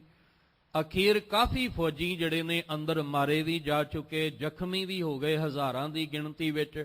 ਹੈਲੀਕਾਪਟਰ ਦੇ ਰਾਹੀਂ ਉਹਨਾਂ ਨੂੰ ਉਤਾਰਿਆ ਗਿਆ ਤਾਂ ਉਹ ਵੀ ਜਿਹੜੇ ਆਏ ਨੇ 1922 ਦੇ ਕਰੀਬ ਹੈਲੀਕਾਪਟਰ ਦੇ ਰਾਹੀਂ ਉਹ ਵੀ ਜਿਹੜੇ ਨੇ ਮਾਰੇ ਜਾ ਚੁੱਕੇ ਨੇ, ਪਰ ਹਜੇ ਤੱਕ ਇਹਨਾਂ ਨੂੰ ਸਫਲਤਾ ਨਹੀਂ ਮਿਲੀ।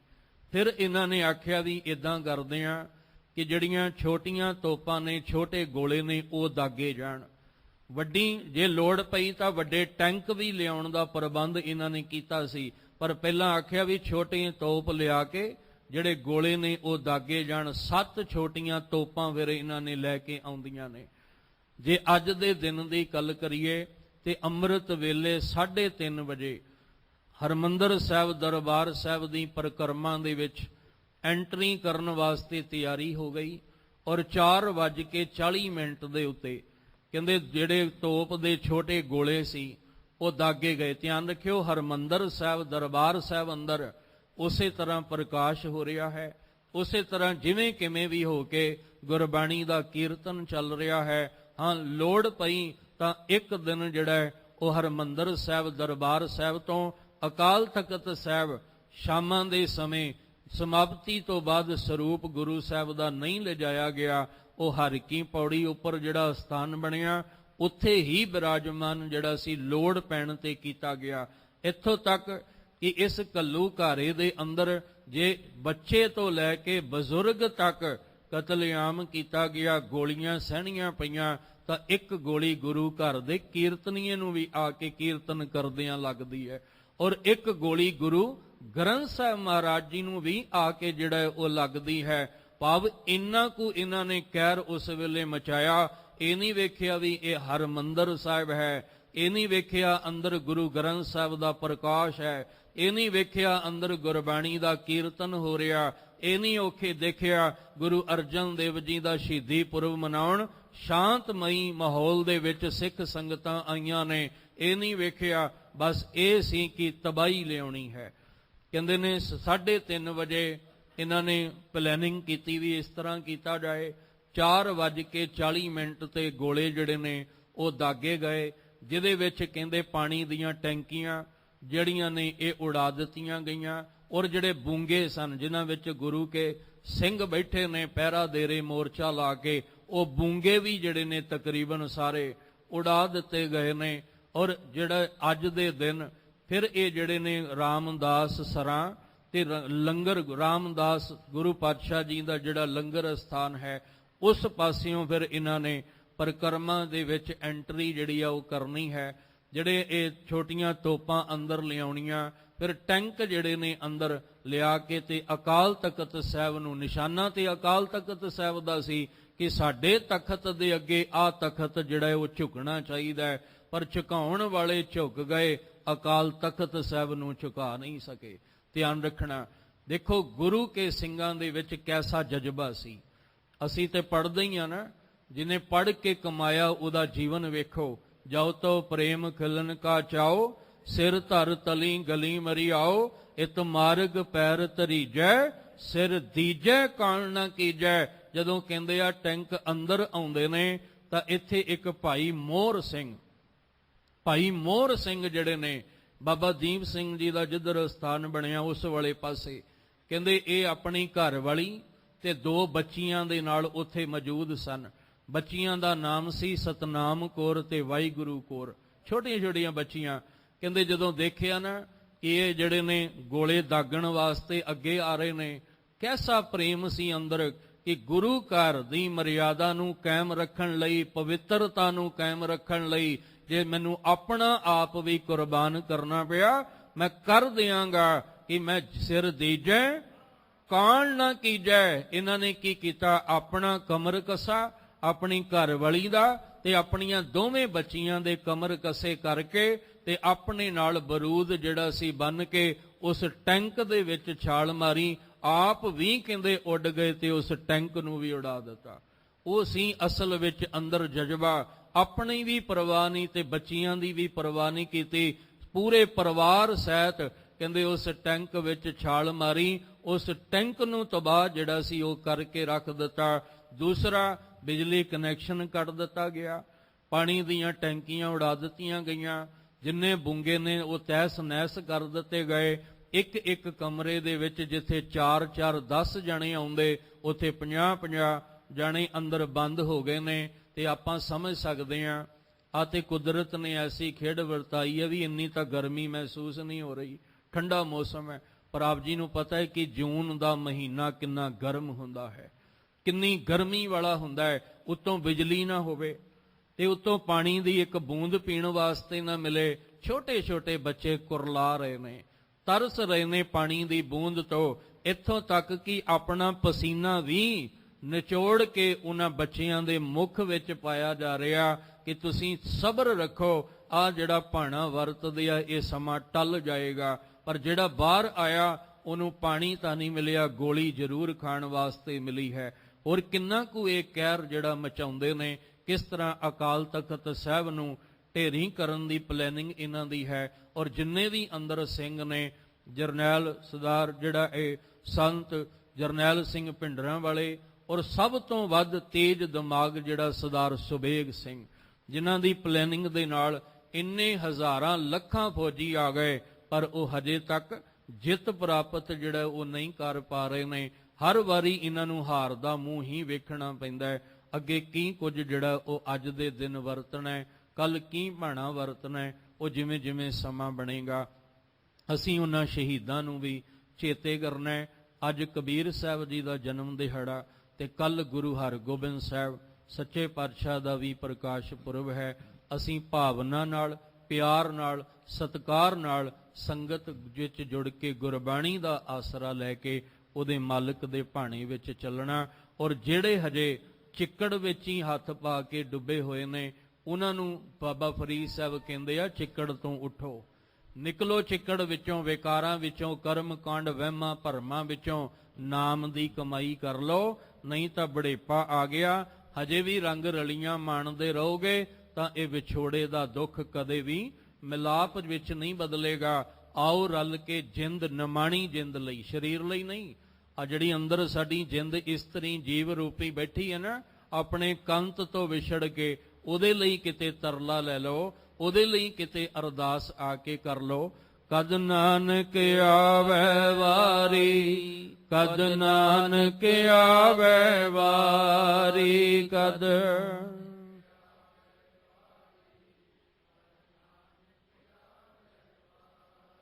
ਕਰਮਹੀਣ ਧਨ ਕਰੈ ਬੇਨੰਤੀ, ਕਰਮਹੀਣ ਧਨ ਕਰੈ ਬੇਨੰਤੀ।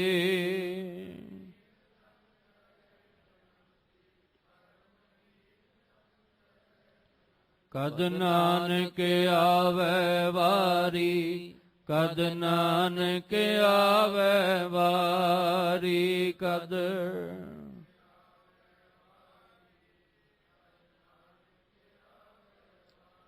ਸਭ ਸੁਹਾਗਣ ਮਾਣ ਰਲੀਆਂ, ਸਭ ਸੁਹਾਗਣ ਮਾਣ ਰਲੀਆਂ।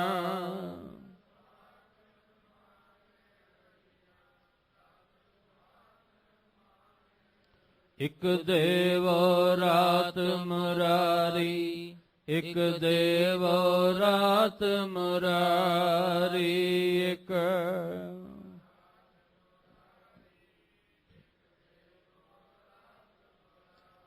ਕਦ ਨਾਨਕ ਆਵੈ ਵਾਰੀ, ਕਦ ਨਾਨਕ ਆਵੈ ਵਾਰੀ, ਕਦ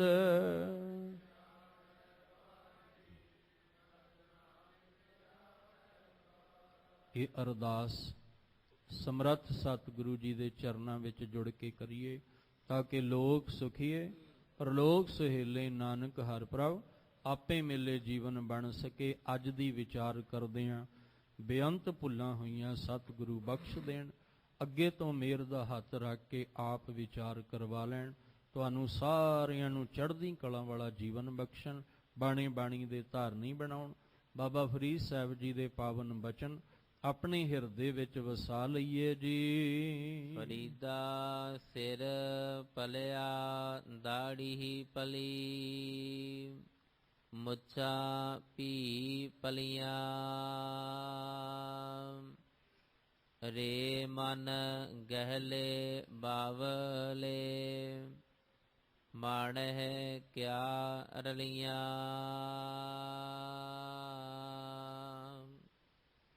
ਵਾਹਿਗੁਰੂ ਜੀ ਕਾ ਖਾਲਸਾ ਵਾਹਿਗੁਰੂ ਜੀ ਕੀ ਫਤਿਹ।